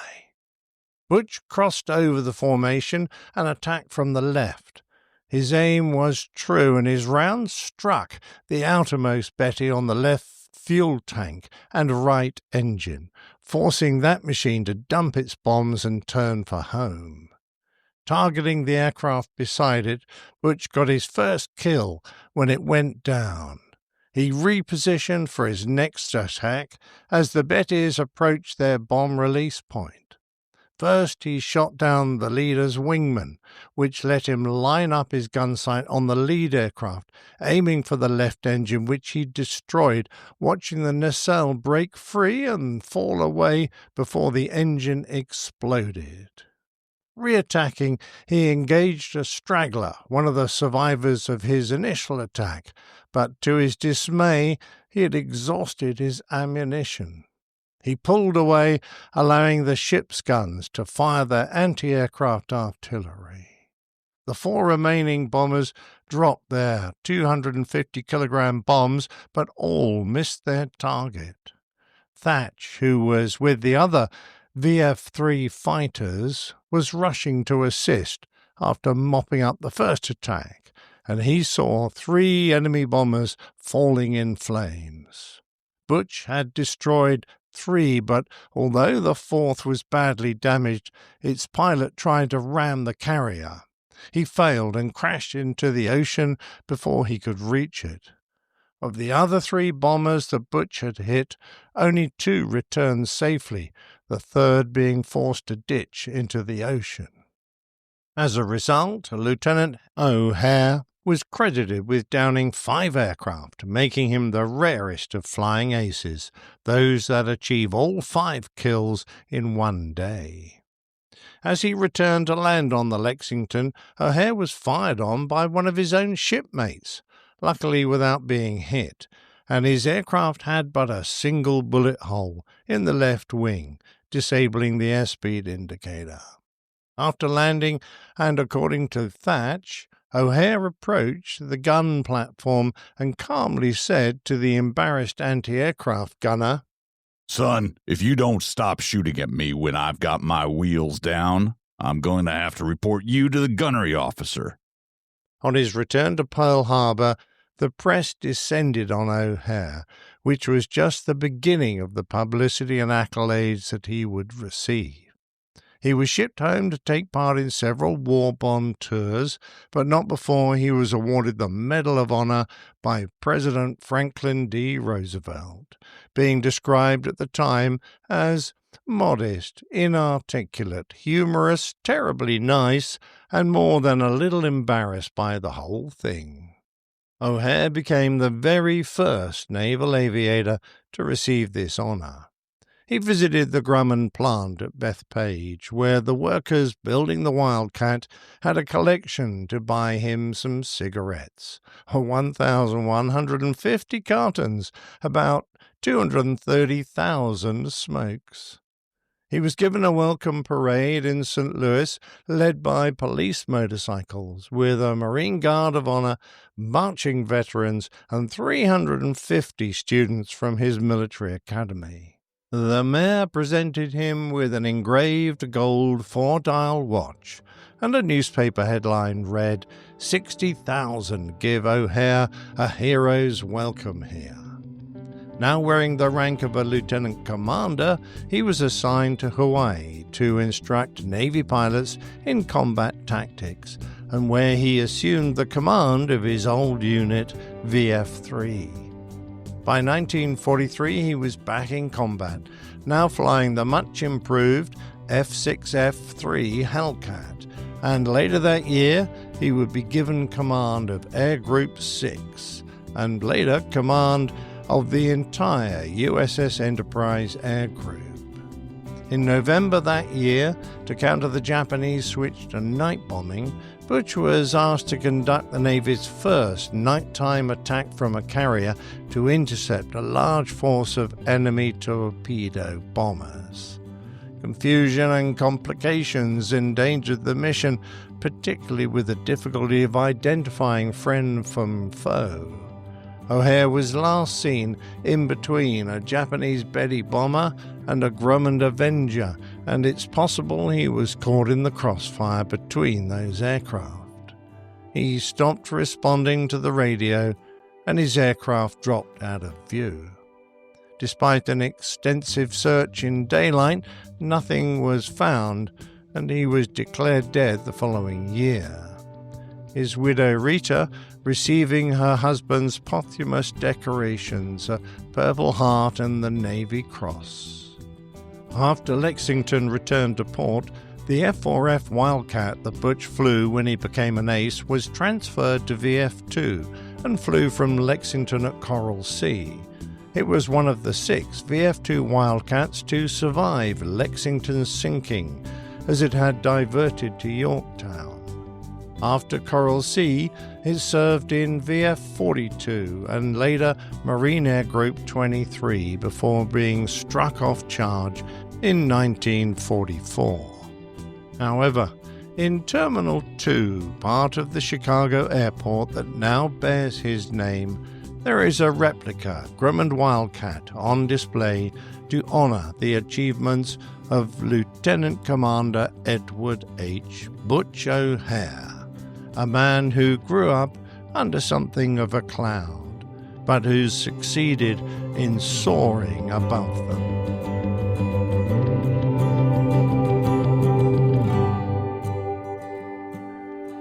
Wow. What an amazing story. Yeah, it is. That connection back to Al Capone and the nefarious activities that O'Hare's father undertook on behalf of Capone just makes this story incredible. And then I don't know whether it's perhaps, the pendulum swinging, fate, but to then go on and be such a remarkable pilot and to be so brave as to be awarded the Medal of Honor. What a fantastic achievement. It is an incredible story. And I'm sure a lot of people know the story, but for me it was a revelation. I had no idea why the airport was named O'Hare. And I just loved it. When I heard it, I thought, isn't that fantastic? To overcome his history and then make that marvelous contribution towards the victory of the American forces, particularly across in the Pacific area. I thought it was just brilliant. So I felt I had to do it, and I'm sure other people have done it. But I just loved the story, so thanks very much. It was a fun, plain tale for me to do. I'll have to check the next time I'm there, but they do have, you were mentioning the display in Terminal 2 for Butch O'Hare, and they actually even have like a kids play area with his name and some like little slides and things, but there's some information about him. But I do believe they omitted the part about his father and his connection to Al Capone. I will double check to be sure, but I don't think that's in the display at don't the talk airport. about that. Yeah, That's the part of the story where I don't believe that many people here in the U.S. know about. No, probably not unless you had an interest in knowing the history of O'Hare. What it means to me, it shows me that it is possible for a good pilot to be from Chicago. So I'm pimping Dr. Steph right now back to the lead we buried. For those that don't know, I was born and raised in Chicago. Yeah. Dr. Steph's from so many places. I'm from a lot of places. Salt Lake City. Yeah. But South how were the slides? Were they fun? The slide? Oh, usually I'm in a little more of a hurry. I'll have to try them out the next time. Okay. Yeah. Report back. Usually the adults that I see in that area are there like, in the early morning or late evening hours, and they're using the padded floor as a nice sleeping surface. Oh, I thought that was going somewhere else. No. So just to ask a question that's on a bit of a tangent, but am I correct in saying the ORD, though, is from an orchard that was there? So there was an orchard That's- where the airport was constructed, I believe. Isn't that right, And Dr. Steph? if you're familiar with O'Hare, nowadays it's hard to imagine that area just being orchards and fields and farmland because it's smack dab in the middle of Chicagoland suburbia. I remember the first time I operated there, it was in February 99, and there'd been a heavy snowfall, so there was still a lot of snow banked up around all the edges of the taxiways. So we had to be a bit careful because obviously our engines hung out over the taxiways, and we had to make sure we had clearance on those. So we were just being careful. And it was the first time I was cut up by a Southwest 737. So I'm taxiing at what I considered to be quite a reasonable speed for the conditions. And No way. this bloke Not just the Southwest. went What steaming was across Southwest in front doing at of me. O'Hare in 1999 anyway? They shouldn't have been there.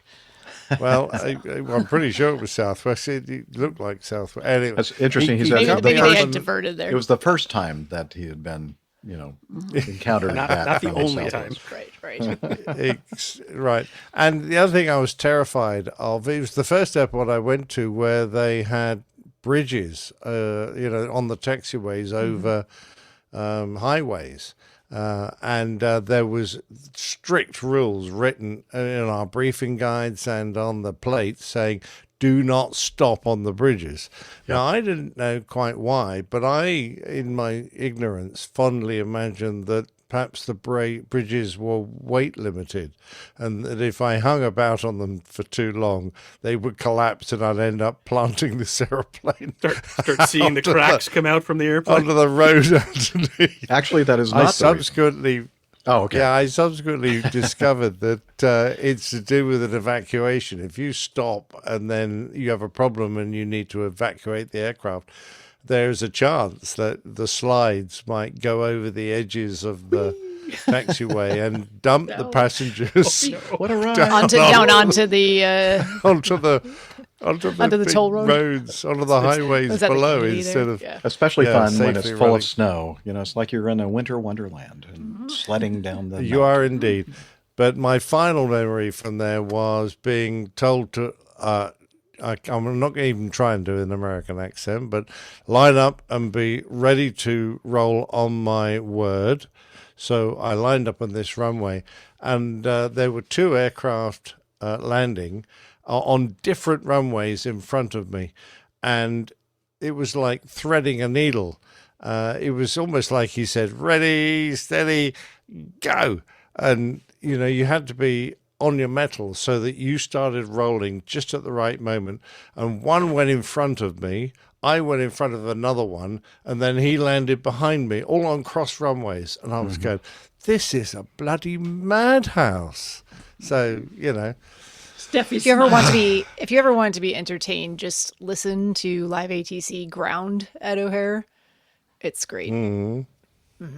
Yeah, It sounds like just the most chaos you've ever heard in your life, and you're like, how does anyone know where they're going, where they're supposed to be going? How does Well, anyone I know certainly didn't. That was just no, nobody. adding to That's the thing. confusion. Nobody does. I don't think. You're just I driving was- around until you find yourself at your gate and it happens to be open. So I was a brand new flight engineer at night going into O'Hare, and I was listening to the radio communications going, oh, thank God I am not in one of the seats where I have to talk on the radio, like being the first officer on this flight, because I don't know what they're saying. I don't know what we're supposed to be doing. I'm just glad that these people that are sitting in front of me in the pilot positions know what the heck they're supposed to do. And the thing about O'Hare that is really, I think, unique is that there's a lot of communication going on with the air traffic controller and spouting instructions and directions and that kind of thing. Not a lot of readback because there's really no room or time to do a readback. They just expect you to hear and understand what they want you to do. And there's kind of a general flow there, depending on what runways are in use. And you just have to know that this is what they're expecting me to do. And if it's not, then you'll know that they'll yell at you and let you know that you're not doing the right thing. And then they send you to the penalty I box. was just going to say, isn't there a penalty box? Yes, a there? couple of 2 or 3 areas that they call the penalty box. And yeah, if you upset them, then you get to spend some time thinking about what you did. Very hockey related. Yeah, exactly. It's And the Central it's a crazy De-Ice place. facility, also hockey related. It's been some time there too. Yeah, it's a crazy place. What you got in your hand there? So Jeff? I one of the wonderful beers that Miss Liz bought for me while I was staying here at the cottage Just a minute. is this one in here. I thought this would be Just a minute, appropriate. just It a minute. is okay. Van Full of Weirdos, Juicy Perfect. IPA. Brilliant. And I thought, when we were doing the show, and I'm thinking, well, look at all the weirdos I'm with right here, and at some point or another, they're going to be in the van with me. So, yeah, it's really good. How many? too, by the way. How many windows on your RV open, Jeff? Like that? Not many, like 0. Yeah. Okay, I had an idea, but never mind. Yeah. Yeah. No, sorry. We won't be able to reenact that photo on the beer on the label. We're gonna now jump to some feedback, and I guess probably the best thing to do would be to play the feedback bumper. So I'm gonna push this button right here that says feedback.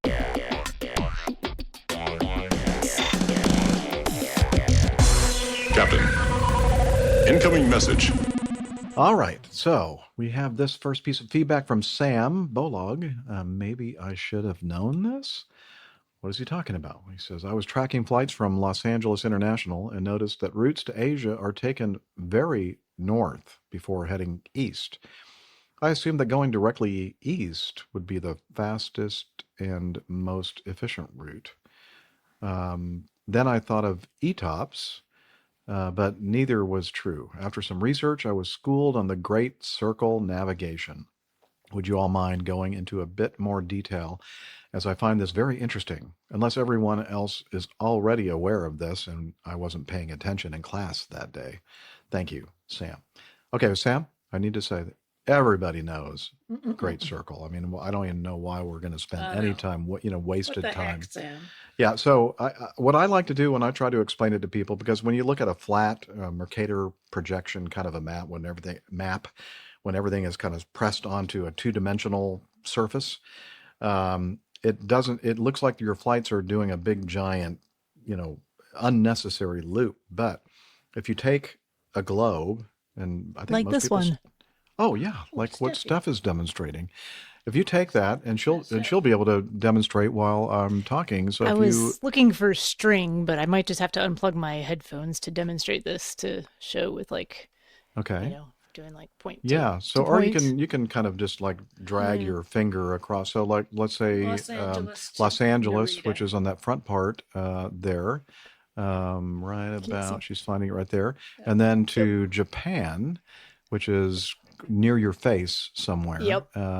And you would think, on a flat piece of paper that the fastest way would be a straight line, which would be straight across the Pacific Ocean like that. But actually, if you take some string, the shortest string would be looping across the top of the globe, across the sphere. And that's actually turns out to be the shortest distance. Now, there's some other things that are taken into account as well. That's just pure distance.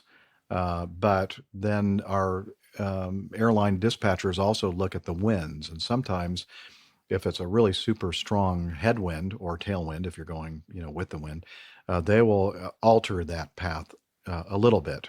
So you actually might be traveling a longer distance, but if you have a tailwind, a significant tailwind, then you're going to actually burn less fuel and arrive earlier. So it's all these things are kind of factored in with the dispatchers and planning routes and that kind of thing. But Do we have a pilot here that used to fly that? I don't know. Do we have any pilots here that used to fly? I don't think so. No. Oh, wait a minute. I think Captain Nick used to do a lot of long haul routes that involve flying Great Circle. Almost certainly, yeah, but not LA to Japan. We used to go London, Japan, but yeah, that you're exactly. Your explanation is wonderful. When they invented the idea of spreading the world surface out onto a map to flatten it, and then include the latitude and longitude grid, that they had recently invented. They had to find a way to distort the map so that you could spread the skin of the Earth onto something that remained fairly logical for the navigators, and in other words, so that the latitude and longitude lines crossed at more or less 90 degrees to each other, as you would expect them to do, and which is fine in small distances, but on big distances it becomes a problem. So when they looked at globes, they worked out that the best way to do a map was actually to project it, take a projection that was directly above your route, your great circle route. By the way, it's a great circle if it does a complete circuit around the globe. It's a small circle if it does a little circle, because the great circles go completely around the globe. The little ones are just either close to the lines of latitude, close to the poles, for example. The only line of latitude that is a great circle is the equator, by the by. So yeah, that was that. And what's more, if you're an aviator and you are going to do a long great circle route, you can actually go and get a map printed specifically for your route that is without any distortion at all. It's perfectly logical for your great circle route, and it will be a dead straight line. But and that's the advantage of modern maps. You can go and have a map printed specifically for a purpose, whereas in the old days, everyone got generic maps that were all done usually in the Mercator projection, so that they were all distorted the same way, and we all understood that. But when you see it on a TV screen in the back seat of an airliner, and you're going from A to B, and you're going, why on earth are we going all the way up there just to come back down again? Well, just try and imagine that you're not looking at a flat plate, you're looking at a curved Wait a surface. minute. Yeah, what if you're a flat earther? Isn't flat. Actually, possibly. Yes. Yeah, There's a I think it's an interesting website called greatcirclemap.com. So if you want to kind of play around with this, you can type in two different airport codes, basically anywhere in the world, and it'll draw your great circle route, and then you can kind of drag your mouse cursor around the globe that's there, so you can see it in kind of it's two-dimensional on your screen, but it'll give you a better sense of what that 3D description is. I pointed someone there the other day because I have a long distance trip coming up. I guess I could tease that now. There's some people I should probably get in touch with, but I'm running the Sydney Marathon later on this summer. And a long flight. Been to In the Tokyo before, winter. but I had a colleague asking me, they're like, "Oh, well, that's like the same as the flight to Tokyo, right?" And I went, No, so no, much. it's not." So I just pulled it up here on Great Circle Map, and the flight from Los Angeles to Tokyo is roughly 8,700 kilometers, but Los Angeles to Sydney is 12,000. Yikes! So it's quite a bit farther. Long flight. Yeah, I was just going to It's only say, one more meal, right? Who knows? Probably not enough meals. I often track flights coming and going out of Toronto, and the Toronto to Narita flight takes off and it goes directly north. Like it just goes, it's going headed for the pole and over the top. So it's interesting. It's definitely over the top. Over the top. Yeah, it's over the top.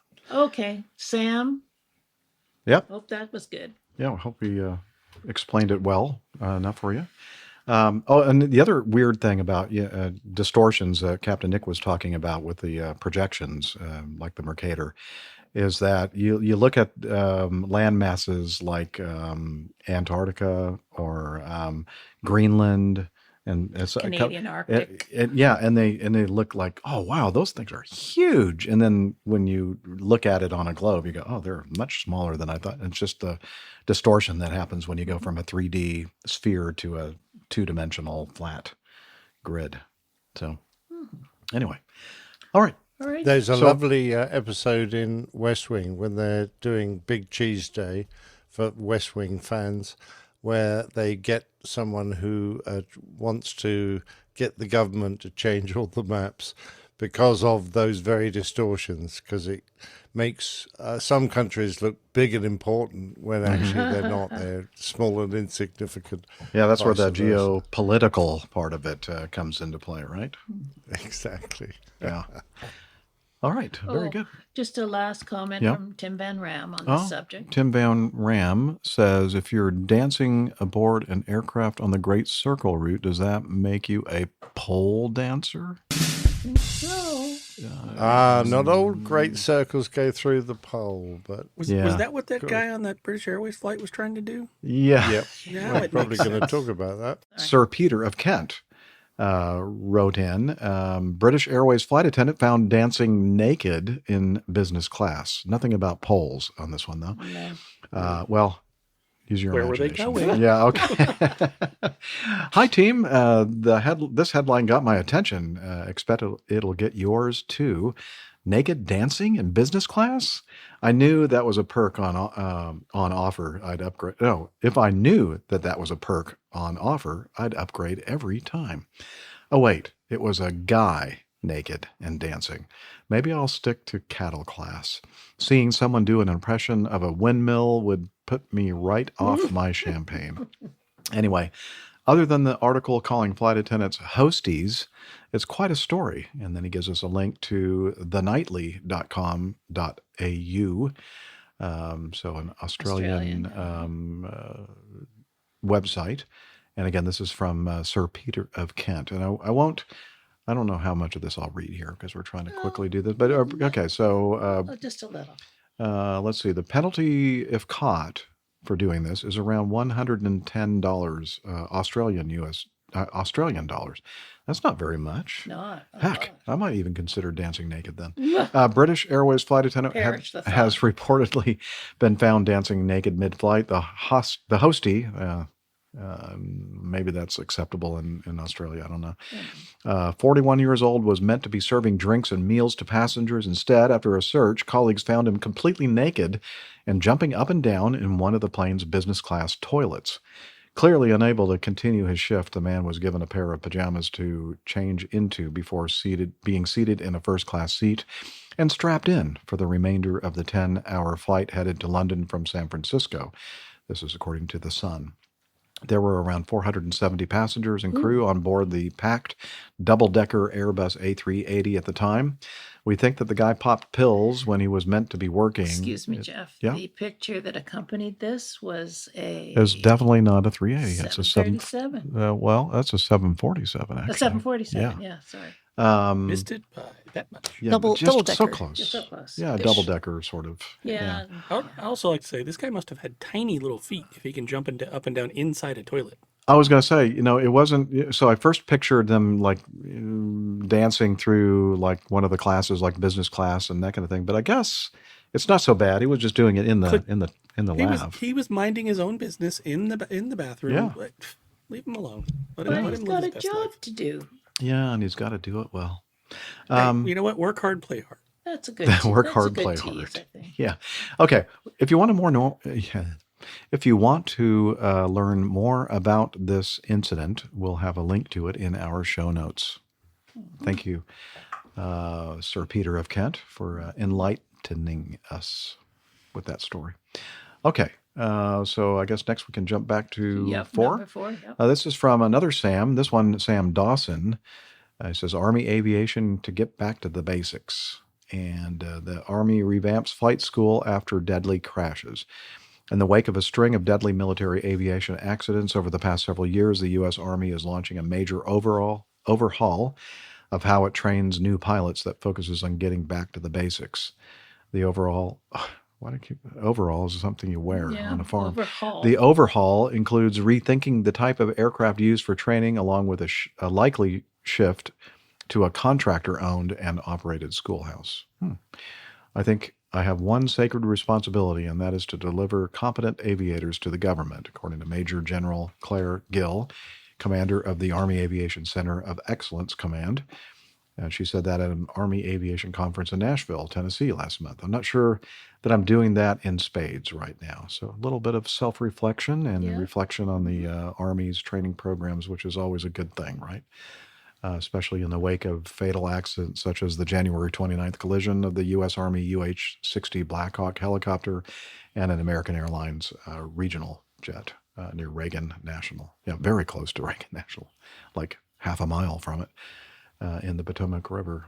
That's good. Anyway, they're I guess what they're trying to do, in addition to other efforts, is re-emphasize a culture of rigorous training and safety. And so they're taking a hard look at their training, which is a good thing to come from this. All right. Good. And we'll have the whole article in our show notes if you want to read more. Thank you, Sam. Hey, we have some audio feedback. We do. It's always good to have audio feedback, I think. And this is from Henri from Longmeadow. And he asks about something unusual. So here, let's hear what he has to say. Hello, APG crew, Captain Jeff, Liz, and of course, the always well-traveled Captain Nick, and any other captains who made it to the show today. This is Henri, checking in from Longmeadow, Massachusetts, and I just had to share this curious find. I was scrolling through Facebook when I came across what someone claimed was the experimental prototype of an articulated A320, spotted at none other than Dublin Airport. Now, at first glance, I nearly bought it. I mean, who wouldn't want to believe Airbus had developed a bendy jetliner? Makes you wonder if there's a big accordion hinge in the fuselage. You know, like those long city buses or trams in Europe. Given its proximity, I think this calls for an APG field trip. Captain Nick, I nominate you to head over to the Emerald Isle and get to the bottom of this. Purely in the name of aviation journalism, of course. Just imagine taxiing that thing. Probably handles like a skybound snake on roller skates. All the best to you, folks. Keep the blue side up. Henri from Longmeadow. Thank you, Henri from Longmeadow. Is Henri from Longmeadow actually Ken Burns? Could be. I was earlier before we recorded the show. I was saying to Liz, I said, "Is he using like an AI voice or something? Because it sounds so perfect, Henri. That's your real voice." And it does not sound at all like a Massachusetts accent. So either you're from somewhere So is else Captain originally. Jeff game to go over to Ireland and check it out? No, Captain Nick. Captain you said. Nick. I said That's Oh. you said Jeff. Captain Nick. Tired. Yeah. Are you game You all look to the check same. it out? Well, I'll go over to Ireland and try some of the Guinness. I gather it's very nice over there. I'll be there. But, I've heard too. I think suspect we should by all the go. time we should have a meet up there. I suspect the time I arrived, being an airport, the damn thing will have taken off and gone somewhere else. But I love the idea, but I don't think it's necessarily for anything other than a halfway stage between Airbus having two pilots on one aircraft. Now they've got two pilots on two aircraft. So they've halved the number of pilots they need to fly this. So this is probably a bit of an experiment to try and pave the way towards single pilot operations. Would this be considered like a modern biplane? Because it's two wings. Oh, interesting. Yeah, why not? Yeah, it would. Yeah, why not? Yeah, four-engine biplane as well. Four engines, yeah. It seems like there would be some kind of disruption Captain Nick of likes four airflow of engines. the back two engines. No, they rotate. They counter-rotate. It's fine. Oh, yeah, they okay. probably Not sure exactly how that would help. We're seeing but an overhead shot, so maybe this is actually like stacked like an actual biplane. So the could be. More It could be importantly, a stagger wing. Yes, indeed. what happens to your legroom if you're in that middle seat? Well, Sometimes if you have a lot of it legroom, changes. and sometimes you have very little. Exactly. Yeah, It depends on which way it's So turning. If you're It's going, called- it's called if the you're going flexi around a plan. corner, I'd watch out. Flexi class. And knees Yeah. up. Yeah. Yeah, I love it. Of Oh, course, that's it's great. it's a multiple exposure. Of course, we're all having fun with this. It was Wait, two it's not real? photographs. It's not real? No, I'm sorry, AJ. It's I was not all real. excited. Yeah, I know. Okay. But thanks again for the audio feedback, Henry. We do appreciate and that. great voice. Yeah. I love that voice. Okay, so we're going to go do the We're going to do what? Virgin. Virgin. Oh, that's right. That is, which one, Liz? That would be number 7. I don't know. Can we trust you? 7. Yeah, that's it. Okay. Uh-huh. This is from Carter Boswell. Captain Nick and Virgin Airlines is the title of his feedback. Hello, APG crew. I just saw this on LinkedIn and thought that the crew might find this interesting. And he gives us a link, and it says, Happy Cabin Crew Appreciation Day. Today we're celebrating the incredible people who bring our signature Virgin flair to every journey, going above and beyond to make every moment in the sky special. Having been named World's Best Cabin Crew by AirlineRatings.com for the 7th year in a row, wow, we couldn't be prouder of the passion, care, and professionalism our crew bring to the skies. To our crew, thank you for the warmth, energy, and exceptional service you deliver every single day. You're not just part of the journey, you make it wonderful. And there's a wonderful photo of the Virgin crew on this particular flight. And This is Virgin Australia, isn't it? Yeah, very, very interesting. But yeah, Virgin Australia was a bit like Virgin America. It was an offshoot from Richard Branson's Virgin Atlantic. And it operated as a completely separate entity, although for a short while, our cabin crew were allowed to do an exchange and spend a couple of years in Australia flying for Virgin Australia before returning back home. So that would have been fun. Unfortunately, the pilots weren't usually given those kind of opportunities. But yeah, nice to see that Virgin Australia is still going strong and, still pleasing their customers. Perfect. Wouldn't that have been fun, though, Nick, if you had gone out from the RAF to the RAAF, and then if you had gone out from Virgin to Virgin Australia? That would have been very cool in your career. Yeah, but would have had to fly a 737. So. All right. Well, they're always downsizing. Maybe you would have liked it. You get to fly with these beautiful people. We had plenty of beautiful people. That's true. Thank you very much. That's true, Yeah, you did. You're right. Anyway, we had a British Airways story. Now we're going to finish here with a Virgin story. Yeah. So that's it. We try to be fair here. We are. We try to be fair. Cool. All right. All right. That's going to wrap it up. Yeah. So thank you, everyone, for hanging with us for this week's show. We are going to, of course, point you to our website, airlinepilotguy.com, where we have all kinds of information about the crew and the community and much, much more. So check that out. And we're also on social media, or what I like to call the social meds. And Steph is going to tell us about that. We are. This is my expertise. So we're on Facebook, facebook.com/airlinepilotguy. You could head over to X. We are at APG Crew. If you're looking for Captain Nick's excellent show artwork each week, that's on Instagram, instagram.com/APG Crew. And you can also find us on YouTube, youtube.com/airlinepilotguy. Head over there to watch these video recordings or to join the live recordings and the chat room. If that's not enough, I'm wondering if Hillel made the trek with Jeff up to the I'm not sure that he would have made it over the border. I mean, I think that... How are we going to know about Slack? Wait, I don't know. Oh, hang on. Oh, I'm hearing some water. Yeah. Hey, hello? Hello? Can you tell us about Slack? Okay, but I'm dripping wet. Just be careful. This kind of floors can get slippery when you have a lot of water. Oh, wait. Okay. Now he's crawling over the top. Hello? Oh, my gosh. Okay. Tell us about Slack, please.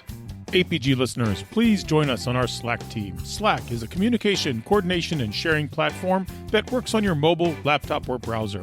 On Slack, we share news and ideas, we suggest episode and plain tales topics, we plan events and meetups. To get into the Slack team, please email me at slack@airlinepilotguy.com. That's SLACK, Sierra Lima Alpha Charlie Kilo @airlinepilotguy.com. Or send me a tweet with your preferred email address to @Hillel, and I'll send you an invitation. That's Hillel, spelled Hotel India 11 Echo 1, and see you in Slack.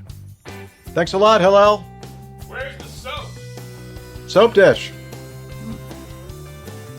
think he'd know Logical. that. He's using your bathroom. That's good. I'd say that bathroom sounds a lot bigger than your one at home, Jeff. That was much more voluminous. It is. This is a very nice cottage. Huge bathrooms. Yeah. All right, and we really hope that we'll get to see Hillel next week at Oshkosh AirVenture. And yeah, and what else to say? Oh, thank you so much, Liz, for all the hard work that you put in each and every week. And We tried to get through some of the feedback. We didn't quite make it through all of it. That's fine. We're making some progress. Yeah, we're making progress. So there's the applause finally. It wasn't showing up on my Stream Deck control for some reason. Audience wasn't paying attention. Yeah. Okay. And yeah, somebody finally found the applause sign, and so now everybody's applauding. Thank you. And we'd also like to applaud and thank our live chat room. Also, just awesome group of people. And as we always say, if you have the chance to join us when we record a live show, I think you'll enjoy it. And with that, we're going to go ahead and end the show by wishing you clear skies, unlimited visibility, and tailwinds. Take care, and God bless. Cheers, y'all. Bye, everybody. See you. See you next time. Yeah, he's up in the sky. It's the airline pilot guy. Good day.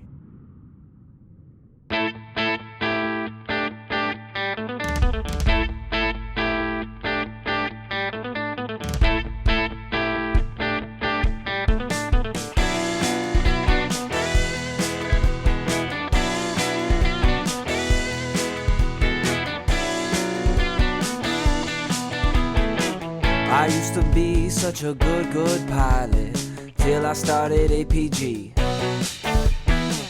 I opened doors for little old ladies. I helped them to their seats. Airline pilot guy, I fly Longmeadow. Airline pilot guy, he can land in heavy fall. I got no friends 'cause I'm always flying. I just don't have the time. But I can land this old plane. I can land it just fine. Airline pilot guy, I fly